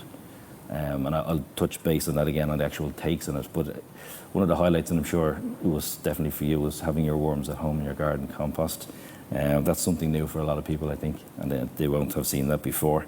So yeah, I think some of the key takes from this week has been, this is not, as I said, it's not an event. It's the start. It's a catalyst for change. We've set up a Project Green Committee within Sandyford Business District. We have some really, really good people on it that aren't just in the bid district company. They are members from all the different companies across the district, and we're actually looking for more people to join it, so they can contact us here after the event. We'll get it in, and one of the biggest things we're doing is to try and get our Green Charter together. And one of the tenets of that Green Charter is that we hope that every single company within the district will have their own Green Charter. It's something to evolve to. So, I mean, look, taking away a few things this week, so whilst climate change, it does need to be impacted heavily by a collective agreement, and we've looked at COP26 this week, it comes down to the individual. The individual can make the changes that will actually make a difference. So we can often sit back and do nothing and hindered by the failure of heads of state to come to an agreement. But Mark Kane this week touched upon it. He said we can sit back and do two things. We can despair, or we can all take action ourselves. Do you know? I mean, taking the statistic of the food, 1/3 of all food is wasted. So that's a shocking statistic in itself. So we take into account the energy produced to get the food out of the ground, to transport it, to store it, to sell it. That's a lot of production just to throw it back into the waste ground. And then you have the emissions afterwards, which are methane, which are, as we know, worse than CO2. So, I mean, if you take the Sandyford Business District into account and everybody that works and lives here, none of us will be happy in a business sense with that wastage or leakage in our company. Why did we put up with it at home? It is a really bad statistic, and then you take into account the millions that are starving in the world that don't see it as food, I think overall we require a mindset change. Rethink has been a buzzword this week itself, but it shouldn't pass us by. I mean, you think, go into a supermarket, we talk about food wastage, and there's an offer in the supermarket which says 3 packets of tomatoes for the price of 2. Do we really need that third packet of tomatoes? Probably not. Is it going to be eaten? Probably not. It'll go rot. So we need to rethink that. We need to rethink the journeys that we make. Do we need to take the car to the supermarket? Can we bring our bike? If you can't afford a bike or you can't store a bike, because some people live in apartments, they don't have the space, use your legs, walk. So we just need to rethink the actions we're doing every single day. It's definitely not all doom and gloom. We spoke today on the mobility panel about the solutions. Everybody's excited about it. We do have a lot of challenges. Definitely Will touched upon a point about, it looks like 2.4 is still the target, but there are a lot of solutions out there. We need to implement them. The appetite is there. The companies are there. The knowledge is there. We go back to the energy piece, and we had Gary Connolly with Phil Kane and Edmund talking about the renewable energy, the possibility within Ireland, particularly with the sea all around us. It's huge. It's there. We just need to utilise it. We need to rethink it. If I can just jump in there, you've touched on some very important sort of, topics. you've mentioned that we do have, it's not all doom and gloom because we do have the technology, it does exist to make a change. All these changes will be positive, they'll have a positive impact. And some of the things that have jumped out is the shocking food waste, and we can all make changes at home. We spoke about the polar bears yesterday, and you said a lot of people cannot relate to polar bears, which is true. But if we bring it back to the day-to-day, our lives, work, how we can affect and implement that change, it becomes more achievable. So I think that message, it's hit me, I think it's hit our viewers, and I commend you for that. I just don't want to hold our viewers up. I know you could go on, and you're very passionate about this. But just look, you have a vision for Sandyford over the next couple of years. What would you like to see, achieved in terms of sustainability? In a nutshell, can you give it to me? Yeah, so I suppose in a nutshell, and it comes down to the logo, if anybody's seen this, Project Green, is to just green the district. So that includes all varieties. It starts off with parks, areas for people to enjoy. We mentioned earlier on, Robert was talking about breathing in particles. We have started up a few parks here in Sandyford Business District. There's a couple of pocket parks around the place. Bracken Road, we spoke about Blackthorn Park.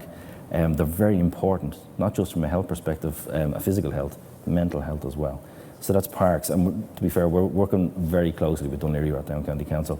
We're a huge supporter of what we do, and they're a huge funder of what we do, but they help us out in that respect.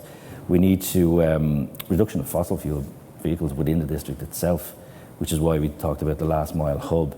And I know there's a lot of talk about the EV charging network structure, but within 2 weeks ago, DLR put in 6 brand new chargers on Tree Rock Road. There was no fanfare, they just did it. So these things are happening. The last mile hub is probably one of the bigger infrastructure projects, but it will bring a lot of benefits to the district. And I think overall, I'd just like to see Sandyford Business District as a world-class sustainable district. It's a district that residents and employees alike can be proud to be involved in, but also a district that other ones around the country and the world look to for advice, and with a bit of envy.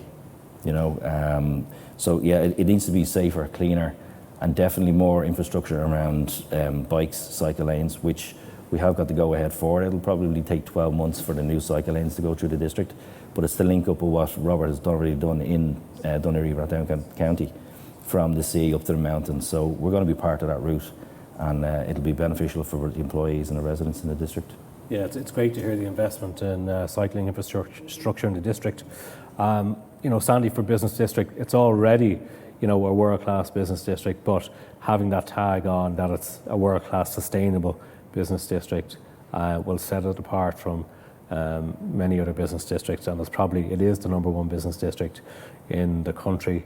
This is probably the #1 Innovation Week in Ireland, and looking forward to the Innovation Week next week. I know there's a lot of other people behind you that made this happen. I know you want to acknowledge them in terms of their workload and how they helped. Yeah, look, and I won't take too long. Thanks, Conor.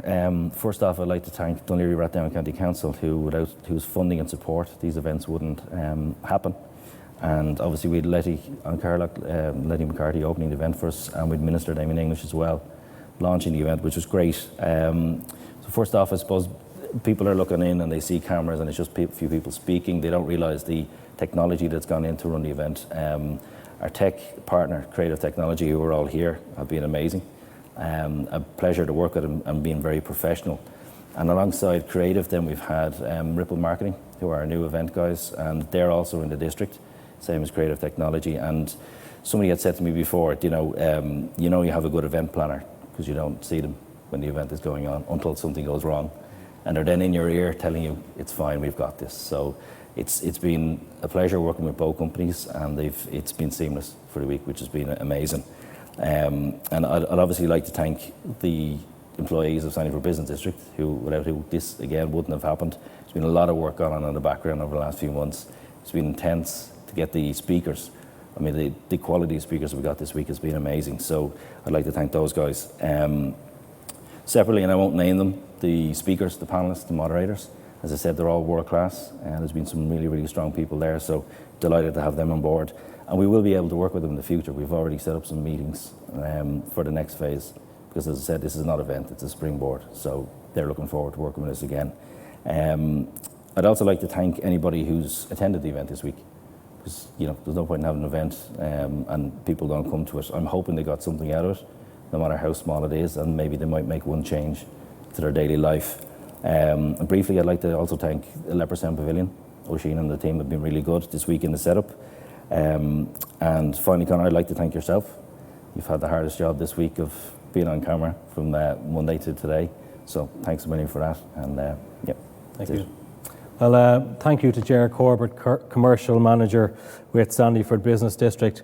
It's been a great event, record numbers, and we hope to continue that next year. And so that brings the Innovation Week 2021 to a close. And on behalf of Sandyford Business District, I'd like to thank all our important guests, our brilliant panellists, and of course you, the viewers, for taking the time to tune in. Sandyford Business District will continue to keep stakeholders updated with the latest policy developments and supports available from government, as well as cutting-edge innovations emerging in the vibrant business community. So thank you again for attending the Sandyford Business District Innovation Week 2021, and we hope to see you again soon.